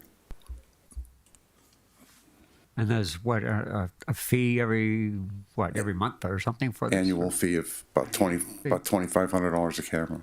Okay. You got the money to pay for it? I could do the first year with forfeiture fund. But then after that, it would have to be put in the budget. And just so you know, I had a conversation at 4 a.m. With one of the homicide sergeants, and he said we really need to get these cameras, but I mean, it's with all the other pressing issues, I hadn't pushed it. All right, so where you want to go from there? You're looking for us to approve? Yes, sir. I'll make a motion to approve. An amount not to exceed, what, 25,000? No, there's no amount. It's free. You said it's 2,500 per camera, right? I haven't brought that one forward yet. This particular contract is just to have access. This is a free agreement. Where they have cameras. But I like how you think, Mayor. To where they are, okay. Yeah, I'll second the motion. Well, that's what I was confused when you started saying 2,500. I'm like, it says no fiscal impact in the agenda. Like that check too. Yeah, really. What? Okay. Nothing's All right. free. Roll call. Motion made by Motion made by Vice Mayor Morset, seconded by Clerk Commissioner Hodgkins. Vice Mayor Morset, Yes. Clerk Commissioner Hodgkins. Yes. Acting Clerk Commissioner Kashem, Yes. Mayor Mohammed, Yes. Commissioner Jacobs. Yes. Motion passes 5-0. 10.8 forensic audit of town. All right. So, anyone find the $2.3 million yet? Come on up. Good evening, Honorable Mayor and Commission. Roy Brown, Budget and Finance Director. We are still trying to locate the expenses from that loan. We've exhausted the general fund search, and considering that the project was tailored for lift station rehab or repair, we've kind of directed our search to the enterprise funds, both stormwater and sewer, to try to locate these expenses. As of right now, we don't have a report or anything to report about those numbers. So as of right now, we're still missing $2.3 million. As of right now, I cannot report on the $2.3 million. Okay. So the reason I put this on here, for a forensic audit of the town's financials, there was, before I got here, there was a finance director. I've never met this individual. I'm not even going to use her name because I do not know her. She was here for a while. And then they had a temporary finance director who was in here for a couple years, who there was quite a few issues with along the way until we brought in our new finance director. And our new finance director can vouch for the fact that our books are an absolute mess in this town. Our audit hasn't really been the audit that it should have been. Our books are a mess. So what my discussion with the town manager was to discuss and come up with a way to fix it. And a forensic audit of our town's financials, going back to balance our books, to figure out where the money went, and to put it all together. But it needs to be someone that's outside this town and unrelated to this town and unrelated to the commissioners here on this town. So my thought was to have the town manager go out to find a couple auditors who could do the forensic audit of the town's books, get us back where we're at, and answer the questions of the strange accounts that we have, the money that's missing, where money went, and actually give us answers to the questions that we still cannot answer. $2.3 million is a lot of money missing out of tax funds. So those expenditures got to be somewhere, but this is now the second finance director who was unable to locate those, even going through the Z drive as the former mayor or current mayor now suggested. The Harry, our former finance director, did state, "Don't ask me where the money went. I have no idea." I'm sure the manager can vouch for me on it because he had no idea where it went, and we're still looking. In this case, there's a lot more of that happened here. Unfortunately, I hate to say, and I'm embarrassed to say, the town of Pembroke Park has a huge financial problem in the books and the records, and it's going to take some and actually figure out what happened to our money, where we're at, and where we and answer the questions that we need to know. It puts a lot to rest by having this done. So I think it's in the best interest of the town to do it. So I'll entertain a motion for a forensic audit for the finances that is separate and apart from the budget audit that's done every year, that has been done for the past several years by Keith and Associates, by Grau and Associates, as well as now currently Sean S. Davis and Associates. So this is going to be a separate and apart audit from those three auditing companies that have audited our budget for the past 10, 15 odd years. And do we have the money in the budget for the forensic audit? I wouldn't even know. I wouldn't even know how much it costs, so I'd have to go out and get a proposal for it. Okay. I know not every auditing firm can do a forensic audit, so I'm going to have to go find and then come back to you with the proposal. Okay. And just for that, I'd say 20 years on it, at least. Go back. Go back 20 years? Well, you've had forensic audits over the past few years. It's not. No, we've had the, we the have regular not. annual We've audit. had forensic audits. We have had forensic audits because people were actually thrown in jail. So Can you go back to when the last forensic audit was done? Because that I'm completely unaware of. This is the first I'm hearing that we've had one done before. That's the first I'm hearing state of attorney it. for it. So we're not going to vote on this No. tonight? Go ahead this and is- vote to put the motion together so to get him to put the RFP together so that they can go out and get some proposals so they can know how much it costs. Okay. You give me direction. This particular item is a professional service. We prepare an RFP or RFQ. It's a professional service that I can just get proposals and bring them to you. I think this is just direction on this. Yeah, just if you give me direction, I'm marching. I'd also like an audit of the building department as well. It's going to encompass the entire. It will be all our finances. Well, no, I want an audit of the fees and as it relates to other cities. Okay, no, So that's separate and that's apart. a So if separate you're and doing apart. it, that's what I'm Yeah. saying. While you're doing the forensic audit, also I would like an audit of the building department. So I think you have, Make sure it's just a forensic audit of both the general fund and the building all the- department, all of it. And the but you'd have to do the enterprise- stormwater fund and the sewer. The enterprise funds will be included in there as well. They have to Said all all be of it. Everything, All of it. all of it. I think that includes everything. It will. Okay. So you have your direction? Yes. Okay. do. Thank you. All right, 10.9 is Citizenship Drive. We're looking to do a Citizenship Drive on June 7th, and I just wanted to put this on the record because when... June 17th, sorry. June 17th.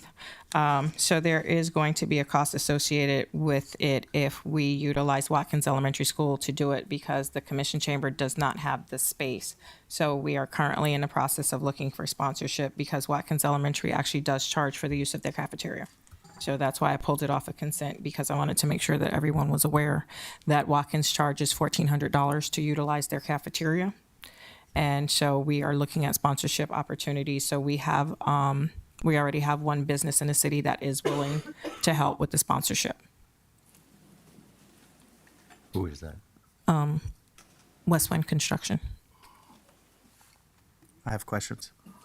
Sure. So you, as an attorney, I know that you did this type of law in the past. Is there a conflict of interest of you doing this?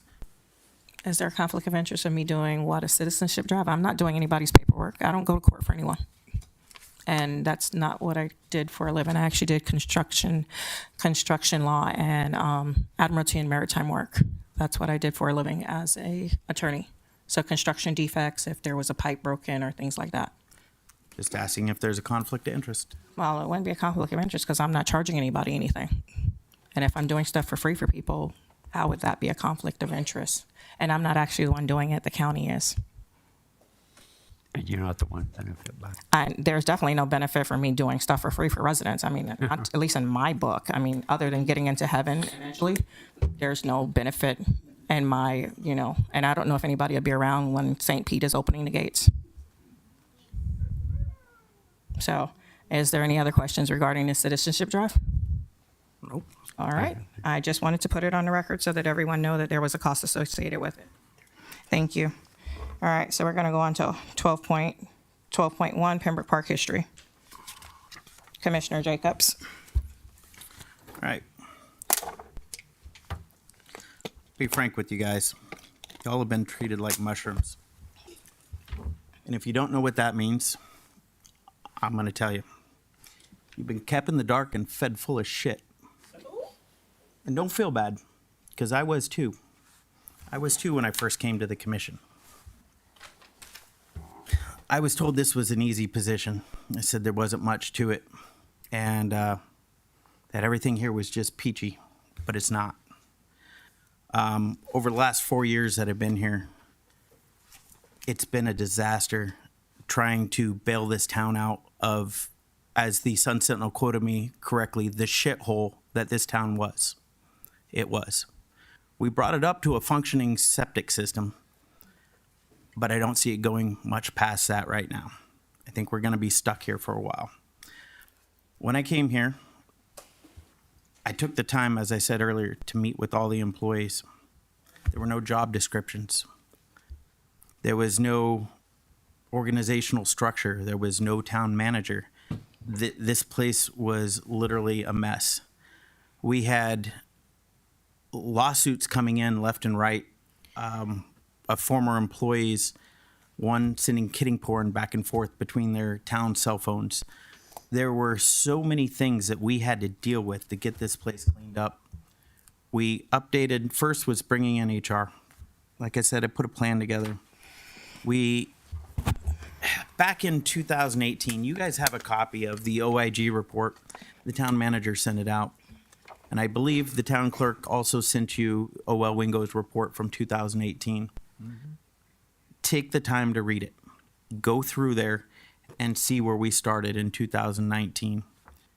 I sat here where all these people are in 2018 and watched the biggest racial fight between a clerk and a commissioner that was so disgusting. And that was before I took office. It was so bad that the cameraman put his camera away and left. There were things I heard that I've never even heard before. And it was both parties back and forth. This town was a disaster.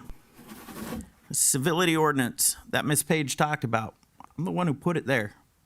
Because we had commissioners that would get in staff's faces, scream and yell, and think that was an appropriate way of management. Put that in here to protect our staff. There was everyone's pay here was out of absolute control. The former town manager was making $365,000 a year for this little tiny town. That was just the gist of it. Code enforcement was making well over 100 and some a year.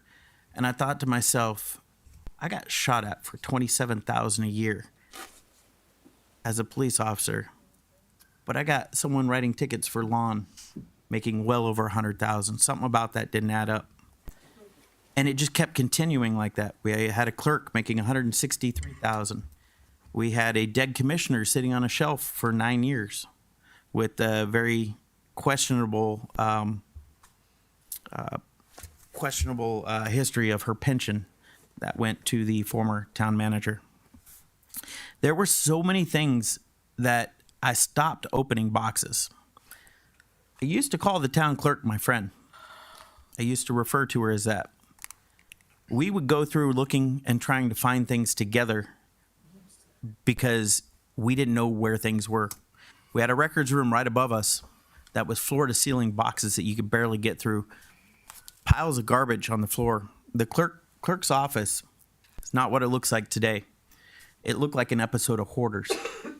And it looked like one of the worst episode of Hoarders. There was papers all over. There was vodka bottles. I got pictures. So if you want to see it, you can request them. I'll make sure you get them. Sure enough, she went into that office before I did and saw what it looked like. But she was the mayor here at the time. And that was the condition of the town. And that office, I use that office as a reminder of where we came from and what we had to clean up. So I put a plan together. I brought in HR. HR took the time to put an independent pay study together. So the commission cut everyone's wages down to what that report said, which were extremely low. Some people's pay was cut by 50%, employees, and they still stayed. I don't know that I could have, but some employees did stay. And we did an independent pay study and raised the pay to where it should have been.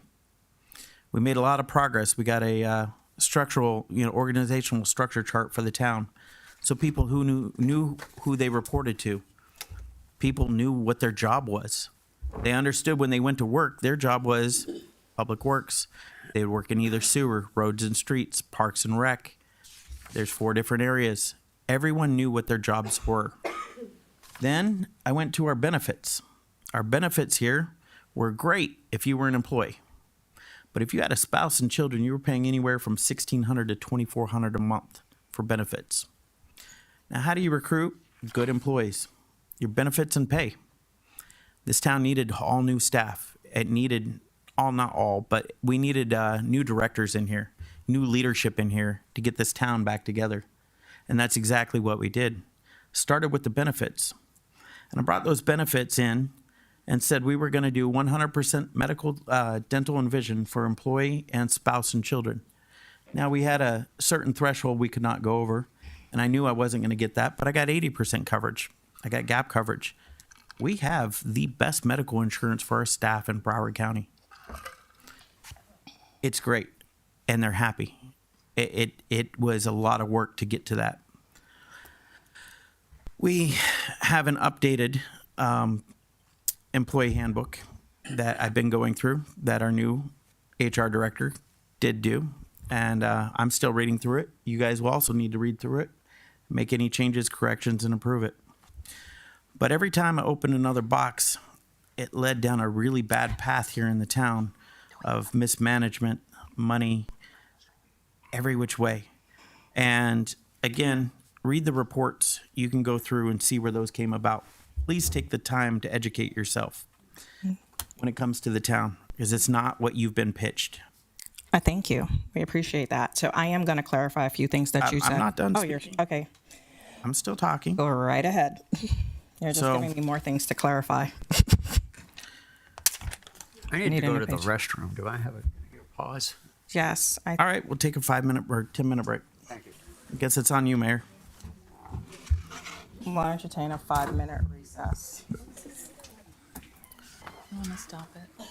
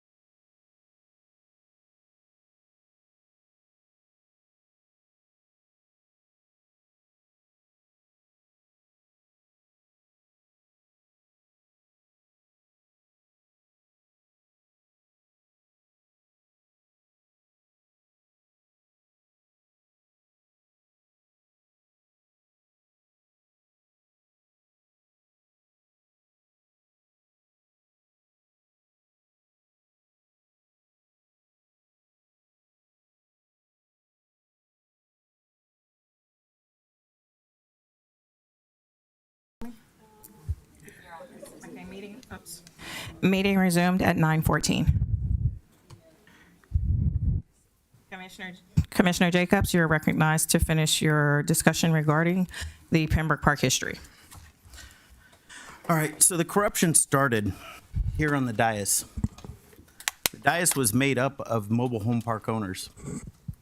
So I want you to keep in mind, because your campaigns were all funded by the mobile home park owners as well. Not entirely Okay, correct. I'm going to ask that the attorney step in on the fact that there are defamatory statements, and I don't really want us to end up with a libel lawsuit, as you have several mobile home park residents in this audience, and we have enough lawsuits against us right now since you've been in office. So I'm going to ask that the attorney step in, because I don't want any defamatory statements being made that's going to put us on the hook for another lawsuit. Thank you, Mayor. And again, I would just caution all of the members of the commission to be mindful of the city's civility and decorum procedures and policies, and also to be aware that, certainly aware that defamatory, slanderous, and libelous statements could obviously expose the city or the town to any potential liability. But again, I would just warn the commission to be mindful of comments and any personal attacks against any particular individual, both present and past. Thank you, Mayor. Thank you. For note, I did not cause any of the lawsuits. This is also things that have come from the past previous commissioners here that have been brought. So back to the mobile home parks and the dais. 1997, the first sewer system was sold to the town of Pembroke Park for $10. That continued going forward, which is illegal. We should not be maintaining sewer systems within private mobile home businesses. There is one, Mr. Genzer, I'll give you that. He did not join up with that. The town does not maintain his sewer system. The other parks, the town does maintain the sewer systems at the cost of all the taxpayers in the town of Pembroke Park that are not mobile home community owners. Show you a couple things and a couple examples. Like our garbage contract for the town is with Waste Management. Everyone in town has to use Waste Management with one exemption, the mobile home parks. The fire fee, the town does not have a fire fee, as the mayor mentioned. The fire fee is a pass-through tax, means we don't make money on it, we don't lose money on it, it's a neutral. It's passed among all the residents of Pembroke Park. The reason we do not have a fire fee is because the mobile home parks don't pay their fair share of taxes that the business owners, the condos, the townhouses, and all the other residents of Pembroke Park do. So this tax is, the fire fee is included into the ad valorem tax. As the mayor mentioned earlier, she believes that our taxes are going up because we're pulling out the fire fee. Contrary to that, when we pull the fire fee out, we're having a study done, pulls the fire fee out, and that cost will be exactly what that cost is, split among the entire community, and everyone's responsible for that fee will pay that fee. The ad valorem tax will be reduced accordingly to whatever that amount happens to be. So we're at 8.5% now. If it brings it down our taxes down to 5% or 5%. I'm not going to say that's what it is. We don't know the number. This study's being done right now. But what it does is it brings down the ad valorem tax to where the tax is fair across the board. The fire fee is paid fairly across the board. And the rest of the town of Pembroke Park isn't taking the brunt from the mobile home park owners.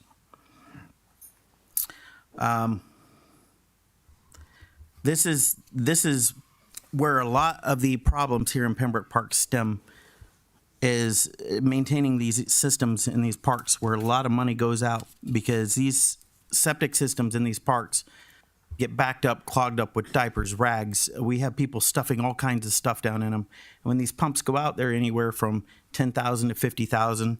We have one lift station right now that's $1.7 million for the repair on it. And that's the one for Watkins Elementary, lift station 17. Supposedly this money went in, that 2.3 million went into that lift station, but I can't find anything that supports that. So I spent time up in Tallahassee trying to get money from our state legislators to repair that lift station. We lose that lift station, we lose the elementary school. Our entire infrastructure here in Pembroke Park, our sewer system is failing. You may not be aware of it because we only have 2 residents that show up to our commission meetings. Y'all need to show up every meeting. We have asbestos sewer pipes around town. May not mean much, but our water gets recycled. It's going through asbestos pipes. Those things are old. They're collapsing. We had a pipe that broke in approximately 3-4 weeks. Was it? Yeah. It broke again. $55,000, $59,000 on the repairs. 4 feet down from where it broke before. That entire pipe needs replaced. It's Park Road. If you guys have driven Park Road, you know how bad the road is. But we got to fix the underground before we can fix the top. We have to have a plan in place. Over the last 2 years, I've diligently worked to put a plan in place, approve projects to get our systems back in place. Our sewer system, our master plan was 22 years expired. Our stormwater master plan, 22 years expired. Our park, 30 years non-compliance. The last time they heard from us about our preserve and park was 2017. This town historically likes to hire I don't want to say the most incompetent people they can to put into the positions that are easily manipulated. And you'll find that as you go on, that happened here for a very, very long time. And it makes it very difficult to get things done. But when you can hide things, people don't get it, you know? They don't see it. They don't understand. So we had a year our infrastructure, sewer fell behind, our stormwater fell behind from the same reason, because the person that was put in that position had no idea what was going on. And it really hurt our infrastructure on moving forward. We have plans now in place. We have projects being developed, trying to fix all these problems here in town. It was not an easy task, but we made it up to this point. That's where we're at. And we're trying to make the taxes fair across the board so no one takes advantage of another. There's no reason a business should be not pay their fair share of taxes across this town and the rest on the shoulders of the residents. So those are projects I've been working on with the history of the town, so y'all know what's going on. That's just the tip of the iceberg. You guys are going to find more as you proceed down your path as a town commissioner here. That's all I have. All right, thank you very much. I'm just going to clarify a few things for the record because there seems to be some misconception with what actually happened and what you stated. Number one, Oel Wingo was brought in between 2017 and 2018. You were not on the commission at that time when I employed her to go after and get our stuff up to date. Okay, unfortunately, we had a city manager who did things a different way. When we recognized that and when the commission kind of changed up where they were brought aware to these things, we implemented the changes, or we started the process by hiring a consultant to get the information and get those manuals done. Those manuals still are not being followed because clearly we have issues with the travel policies where we're spending tickets $1,800 and things like that. So there's an issue with even what you said as far as things that need to be fixed and have been fixed. They haven't been fixed. You were not told that this was an easy job. I could tell you that when I spoke to you. You know that I said this was not an easy job, which is why I gave you all of those manuals from Oel Wingo as well as the OIG report. We had issues. They needed to be fixed. We have been addressing them. Salary cuts were done under my watch, not yours. The salary survey was done under my watch before you came in. You were here to adopt it, but you were not here when we hired the companies when we went out to bid to deal with those items. Fire fees are not tax deductible. If you go to any other state, first and foremost, a fire fee is optional. It's not a requirement. You go to other states have an all-inclusive fee. Why? Because the fire fees are not deductible when somebody does their taxes at the end of the year. So why would you sit here and separate it and now cause people not to be able to have their deductions fully? Okay, so that's something that, these are some of the misconceptions. We do have more lawsuits now than we've had in the past. As far as fights and civility are concerned, we had an issue, well, you guys had an issue because I wasn't here, where the city attorney was attacked for her sexuality. I mean, that's not something that I had anything to do with. So when you say the old commission, you can't sit here and put the blame on what happened in the past. We have done what we could do in order to fix the problems that have occurred in the city, and the city's been doing pretty good. Seeing as how we've grown from a small city to being the size that we are, where we were only just mobile homes, okay? We've grown. We have 2 schools. We have things in place. We've done a lot for our community, service in our community. We were able to amass almost $1 million, or wait, how much? 700 and... No, there's about $7 million in the reserve that we were able to amass. You can't say that that's from bad budgeting or anything else when the former commission was able to amass $7 million in the reserve. We had a balanced budget every single year.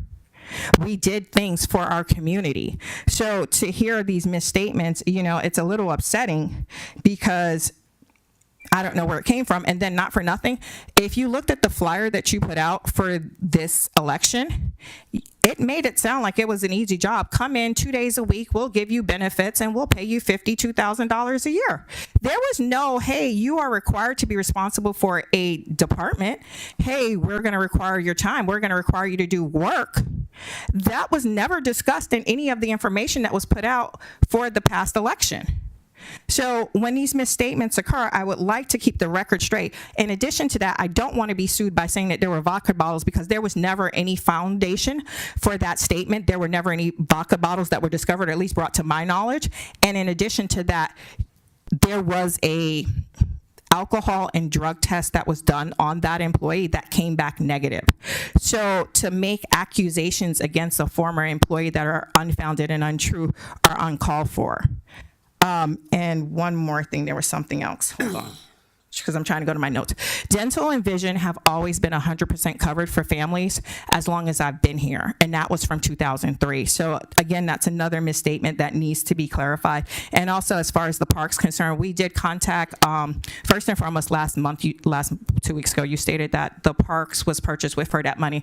The parks was purchased with land preservation money, and we did contact the Land Preservation Board, and we have a letter. The only time the park came out of compliance was in 2022, and we have a letter from the state to show that. So if you would like, we can enter that into the record. With that, I am going to move on to the next item unless another commissioner would like to speak on anything. Actually, I'm not done with what I have to say. Well, I will rebuttal what you just said. We're not going to go back and forth. Okay, here's what you can do. I'm going to stop this right now. I'm going to stop this right now. 2018. I got elected 2019. You did get elected 2019, and 2017 was when OL came in. So you can't take credit for something that had nothing to do with you. That doesn't make sense that you're going to take credit for something that had nothing to do with you. You came in after it was done. Listen. Okay, so therefore the commission had recognized when you're stop. Credit for anything you are done.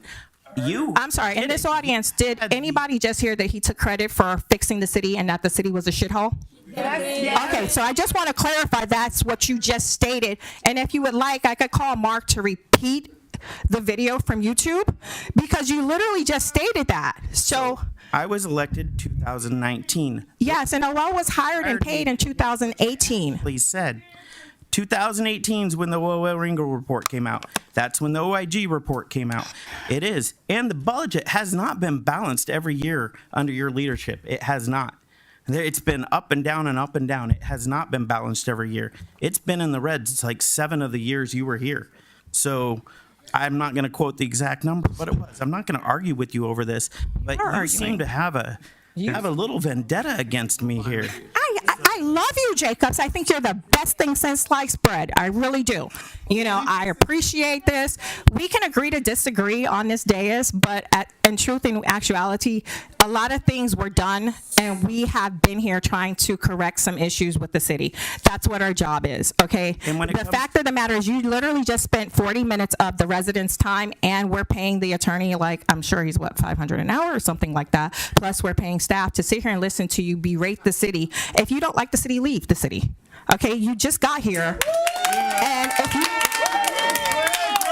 you know, because I'm not seeing where all this cleanup is coming from, and I'm seeing a lot of waste of money that these taxpayers are paying every single month. So my home, I don't live with my family. It doesn't matter. I own my home too. So what is your problem?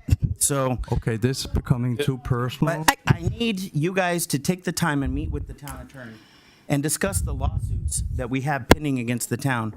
And the lawsuits that were settled. Manager that was here. So you guys need to understand the situation that we're in with these lawsuits coming forward. So all right, listen, we need to move on. Sure. Okay, we really need to move on because this is 9:30 and this started at 7. So, Bill, I'm going to recognize you now with proper Robert's Rules and Protocol, the chair recognizes Bill Hodgkins to have the floor. Yeah, I would like to move on to the next item, please. Thank you. Okay. So 12.3, police. Is there something new you would like to add other than what you've already said? Yep, we need to address the elephant in the room. At the last workshop, Commissioner Hodgkins and Commissioner Morissette said something that was extremely disturbing to many residents here in Pembroke Park. And that was the fact that they want to go a different direction from the police department. That, I believe you said if we could get a grant, do we have to give it back? And you asked, what happens if we go in another direction? I would like some clarification, because we've been working, I spent almost 4 years building this police department. We have a very dedicated staff to this town. We have people moving in from out of state to come work for our town. Chief Howard answered the question for me. Thank you. Please, thank you. Thank you. So, Okay, thank you. Okay, so we're going to move on. 12.4, civility resolution violation. you're Clerk just going to Commissioner cut me Huffman. off? Well, yes, because I there's asked a nothing else. question. You asked, and they don't actually have a duty to respond to you. They have their opinion. You can't force or bully someone into telling you their feelings. I'm not bullying anybody. I asked a question so our residents know. So I know our police department and our police officers who are dedicated to our town. And he just answered, but he just answered. So do you want another answer? Do you want him to change his answer? Like, what are you That was asking for? one of the two commissioners. Okay. Eric, is there anything you would like to say regarding this? Or are you just going to? I just want to have all possibilities open. I'm not against having a police department, but I want to know what are the consequences if it's, in any case, we need to pay back any of these grants that we have for starting it, if we have to close down the police department. I'm not saying I'm for or against the police department. I never said that. I haven't said I was going to close it. That's a misconception. Any other questions? That's the clarification I needed. Thank you. Any other questions? If not, I'm moving on to 12.4, civility resolution violation by Clerk Commissioner Hodgkins. No, that's Mayor Jacobs, or former Mayor Jacobs. So I passed the civility ordinance as we discussed earlier. But going forward, this is a post that Bill Hodgkins posted on Facebook on my page. Your First Amendment's only protected to a certain point. Personal attacks are not. This is a direct violation of the civility ordinance within the town. Now, I addressed this with the town manager. He said he's not going to do anything about it. I had multiple complaints against former directors here that the town manager would not investigate. That just led things to get worse and worse and worse as they continued. Had several against the town clerk as well. And you guys saw her behavior last week where she clearly violated the civility ordinance and wouldn't stop. Again, I asked the town manager what he's going to do about it. And he said nothing. So what's the point of a civility ordinance if nothing's ever going to happen as a result of it?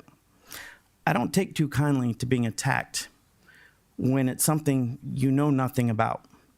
We've never sat down and had a discussion about this. You have no idea what it was, the details of it. You know I what asked you the question. You know what you've been told. Didn't I ask you a question?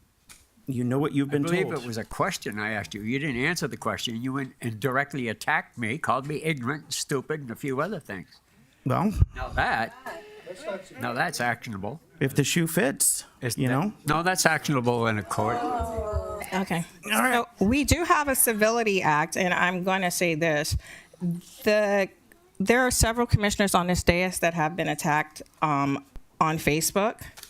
And I would like to know if there is a policy procedure that where commissioners have the ability to ask for an investigation, because I know during the election time, I still fit under the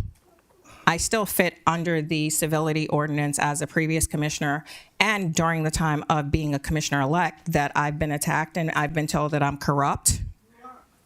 Thank you, darling. I appreciate it. I've never been arrested, but I appreciate it. So it's okay. I've never been arrested. I don't have any charges against me, and I'm a practicing attorney. I am a licensed attorney. So if there was something going on, I would, I think they would have come after me at some point. Could you please be quiet in the audience, or you will be asked to be removed. So I am going to have enforce decorum in this commission. Thank you. You had your 3 minutes. So with that being said, I would like to know if there is a policy in place, because we've been told that we've been bought by our mobile home park owners because of the fact that they gave campaign contributions to commissioners on here, and everybody has a right to support a candidate and their election.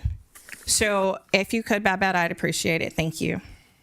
You're welcome. Give me 1 second. I would like to have a comment here. All the contributions has been reported, and they're all legal. And accusing us of being corrupt could cause a lawsuit. Alrighty. Good evening, Mayor and Commissioners. Babette Friedman, Human Resources Director. In the response to Mayor Mohammed's request as far as investigating a commissioner, per our policy that passed at the last commission meeting, if a complaint is made against a town manager, town attorney, HR director, or commission, the town will obtain an outside investigator to investigate this complaint. In regards to the complaint filed against Town Clerk Martell, per our investigations policy, the town manager, town attorney, and myself determined an investigation is necessary to address the complaint brought forward. Currently, administration does not feel this complaint arises to the level of an investigation, but instead a continued attack against staff and to degrade staff. As history continues to repeat itself, Commissioner Jacobs has done this in the past to employees and continues to do so now. Tonight, I am asking the Commission to be aware of Commissioner Jacobs' verbal attacks on current and past employees who do not have a voice here tonight. Since the election, Commissioner Jacobs has attempted to intimidate and retaliate against staff who would not follow his dictatorship. He has posted threatening messages on social media as the mayor and speaks negatively about staff in public settings and with others. I'm standing here at this public meeting and I am pleading the commission to put a stop to this behavior, this toxic and abusive behavior by Commissioner Jacobs that he has put us all through. If this town would like to continue to retain and keep good employees and change the reputation of this town, we need to raise to the level of professionalism, and we need to raise it to a higher level. If this is the objective of the new town commission, action needs to be taken. His behavior over the last few years has been a violation of the town's code of conduct for elected and appointed town officials. Resolution 2020-090 in its entirety, especially Section 3 titled Elected and Appointed Officials' Conduct with Town Staff. He has violated A, B, and C of that section, and he has also violated our investigations policy that was passed on March 8th. Which was about retaliation, interference, and intimidation. The town has a zero tolerance policy with regard to retaliation. Any person who engages in direct or indirect retaliatory conduct will be subject to discipline. As the Human Resources Director, I cannot change the culture or the morale of the town staff without the support of the commission to stop this behavior. It is a liability and unhealthy for staff to endure this hostile work environment. If any investigation needs to be done, it needs to be against Commissioner Jacobs for creating a hostile work environment, a retaliation for bringing forward complaints, bullying, and behaviors that violate the town's code of ethics and code of conduct. Again, I thank you all for your support, and as always, I'm here to answer any questions. Thank you very much.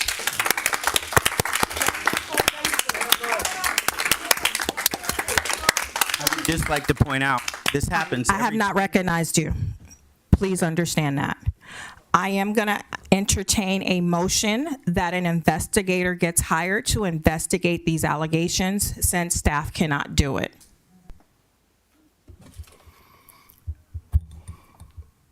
Will there be anyone to make the motion? If not, I will pass the gavel to make the motion. I'll make the motion. Is there a second? Roll call, please. I'm sorry, with all due respect. Commissioner Vice Mayor Morissette make the motion. Who make the second, please? Morissette. Kishan. Wait, I just need clarification on what the motion is.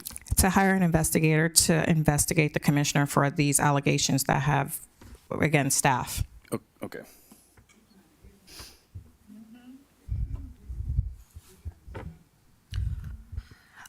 Motion made by Vice Mayor Morissette, seconded by Acting Clerk Commissioner Kashem. Clerk Commissioner Hodgkins. Yes. Acting Clerk Commissioner Kashem. Yes. Mayor Mohammed. Yes. Commissioner Jacobs. No. Vice Mayor Morissette. Yes. Motion passes 4-1. Thank you. We're going to move on to item 13.1, ordinance number 2023-10, Broward County Interim Town Attorney Horowitz, TA Broward County Ordinance. Thank you, Madam Mayor, Commissioners. And this item is listed under the Town Attorney Report. This really is more of a broader report item which ties into an issue that I know that you all are quite familiar with, particularly the newly elected officials, which is the ethics training that you're all required to undertake within 120 days of taking office. That directive is mandated by the Broward County Ethics Code, which is an ordinance of the Broward County Commission. It's amended from time to time by the County Commission, and the item that's on your agenda, provided in the backup by the clerk, is the most recent amendment the county's ethics code. It relates specifically to lobbyist disclosures. I'm not intending to get into the substance of that issue this evening, other than just to say that we know that as a matter of obligation under the county ethics code, you're required to receive 4 hours of training within 120 days of taking office. I know I've conferred with several of you. I have not had the opportunity to speak with each of you, but I've been asked to provide next Tuesday evening on April 18th from 7 to 9 p.m. 2 of those hours.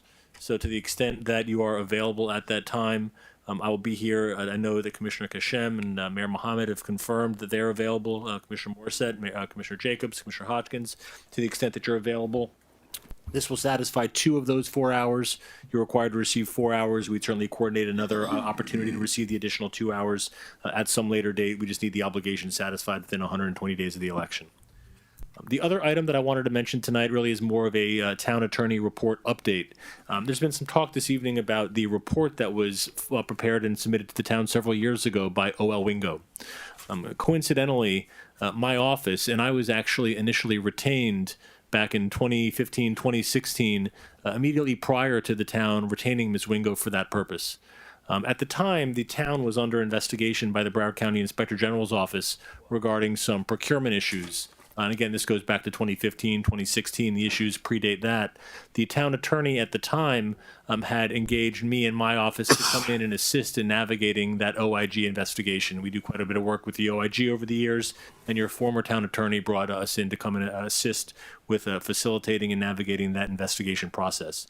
One of the recommendations of the OIG at the time was that the town undergo a charter review process. The town was again created back in 1958. We've got a charter that was enacted by the legislature at that time, and it has really not been amended in about 60 plus years. There were a couple amendments that occurred in the early 80s, I believe. It's been a couple, piecemeal amendments, but there's not been a comprehensive overview and review of your charter. The OIG, at the time that their report was issued back in 2018, had recommended going through that charter review process.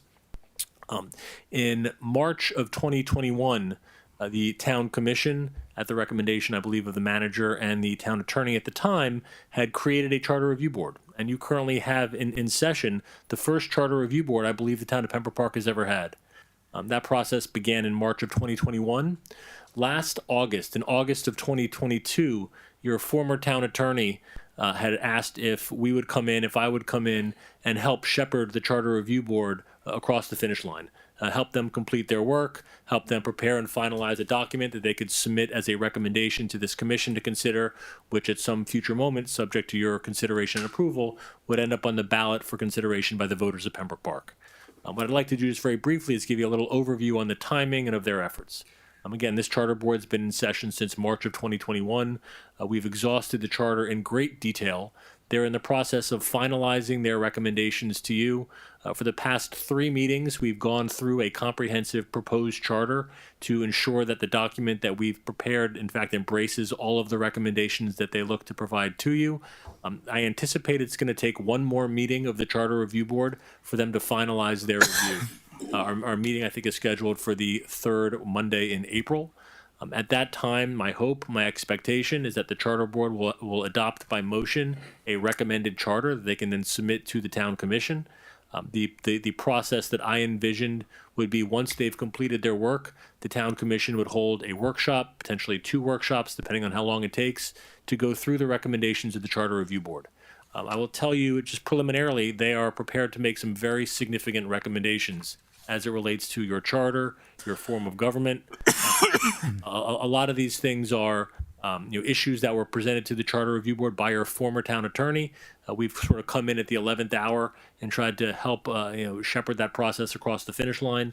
The hope, here we are in April, is that there'll be a document to be able to present to the commission. If not in May, hopefully by sometime in June, we could try to schedule a workshop or 2 to give the Charter Board the opportunity to present their recommendations to you. And depending on which recommendations, if any, the commission wanted to embrace, they would require the option of an ordinance at some future moment that would then result in a ballot question, a referendum question placed on a future ballot for consideration by the electorate of Pembroke Park. So we just wanted to give you a quick and brief overview as far as the charter review timing. We do anticipate having something before the commission, hopefully, if not by May, by the first meeting in June, to give you all something to consider as it relates to that process. Absent any questions, that's all I have this evening, Mayor. Thank you. No, thank you very much.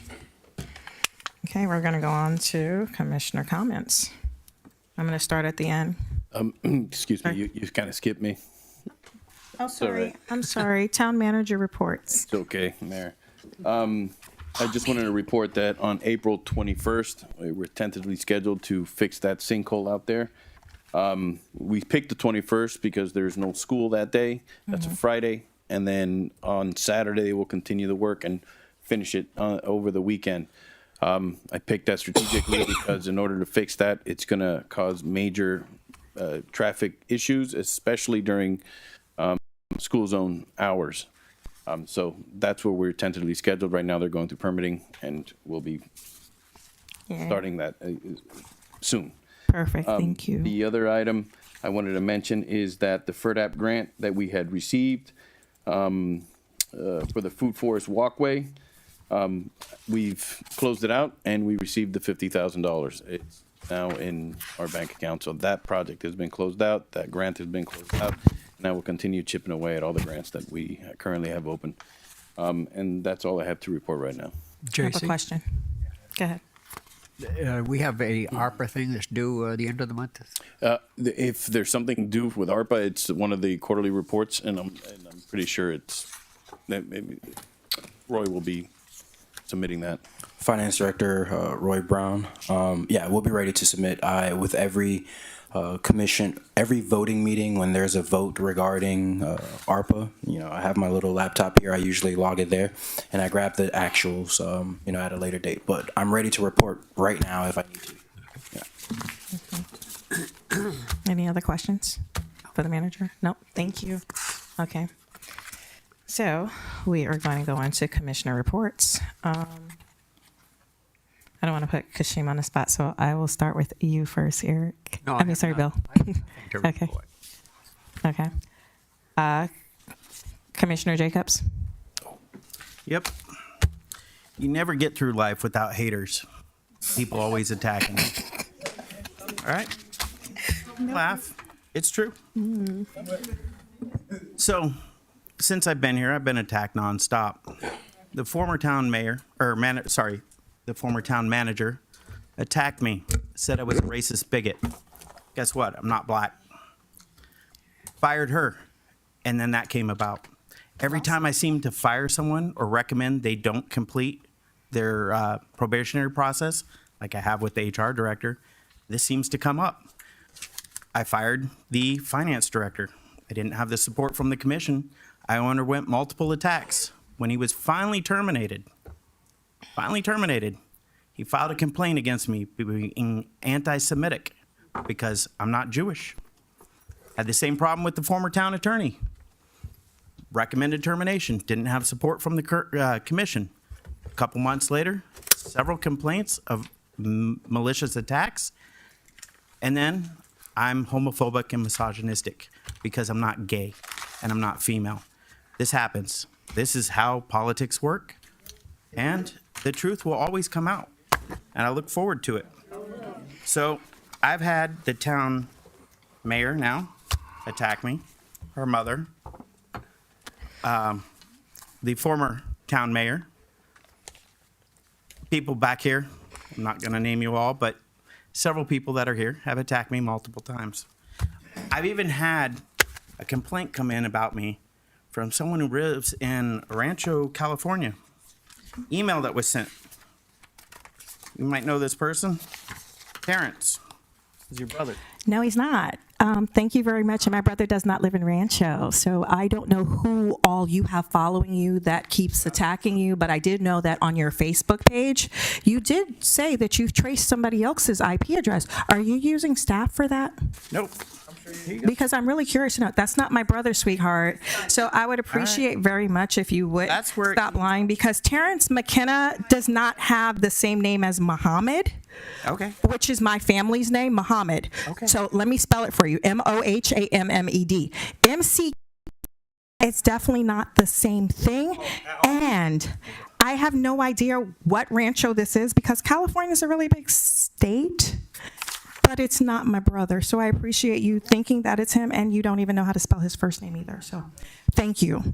But if someone did put this, so let me read it into the record. You need to resign, Mr. Mayor. Putting lives in danger is inexcusable and reckless, and if applicable, could lead to prosecutorial situations in the worst case scenario. Them on top of it, you are out of town as the countdown becomes critical. Unbelievable. I hope they recall or prosecute or all of the above. Sincerely, Terrence McKenna. So again, like I said, I don't know who this is, not my problem that you're getting letters, stating what should be done from residents or non-residents, but that's not really my problem, but I would like to include it in the record, and hopefully you'll take his advice. And if you guys weren't aware, I did actually sue the former mayor at some point, which Yes, you did, and you lost. It's coming from. But you lost, sweetie. I did appreciate the fact that you did take us to court, and the fact that now the citizens actually are responsible for recouping that money for the attorney's fee. So you just cost the city basically about $20,000. After what happened? You have any receipts for that? I do have the receipts. I just haven't submitted them yet. But since this is being brought up, you did sue us after you went against the city attorney, the state legislature who actually wrote the statute, to let you know that you didn't have standing for it. So, and then the case actually came to fruition, and it was a moot point at which time in 2022, when you tried to get me removed in 2020. So I do thank you for wasting our taxpayers' time. That was the town clerk who filed the OIG complaint against you. It was not me. It was the town clerk, your new BFF. Okay, but you sued me. But the thing of the matter is, the plaintiff in the case was you, and the court case was you versus the town of Pembroke Park, the place where you work at, as well as you versus me. So when you sued me, you sued the place that you work at, and you just cost them basically $20,000 in taxpayers' money. That was a waste of time, and you lost. You are so hostile. But you're still bringing. I'm not hostile, sweetheart. I love you so much. Excuse me, could we thank you. close the meeting? Yes.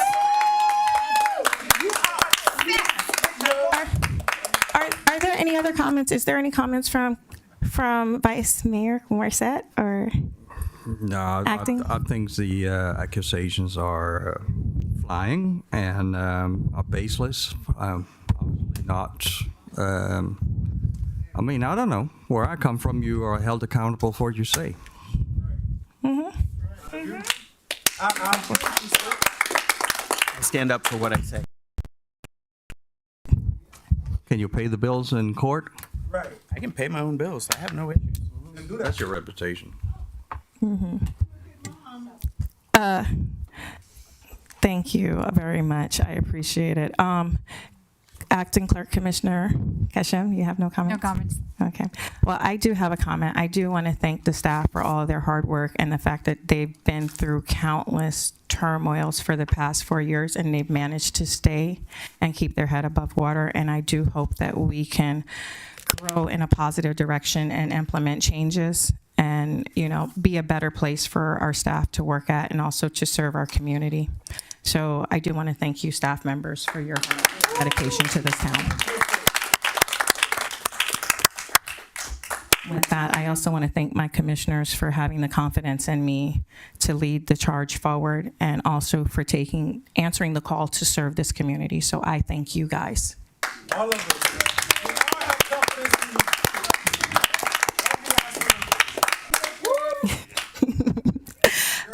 Thank you. With that, we do have one announcement that there's a special magistrate hearing on Wednesday, April 19th. There's also the next commission workshop on April 26th and the regular commission meeting on May 10th. And with that, I will entertain a motion to adjourn. I make a motion to adjourn. All in favor? Aye. Aye. Aye. No, we're going to Adjourned go at on all 9. night. I know, meeting adjourned at 9:54. I do have one thing to ask you guys before you leave. That's why I'm trying to grab you before. Sorry, stop before you guys leave. No, Friday we'll be taking pictures, portrait pictures for all of you. So I wanted to find out if you're available on Friday from 4 to 6. If not, then I'm going to make it the following week. I'm not available. The bank signatures? Oh, yes, all the bank signatures. Also, I've sent them to you via DocuSign. So I just need you guys to go into that. Okay. It goes through your town emails. I did it. You did it already? Okay. You see,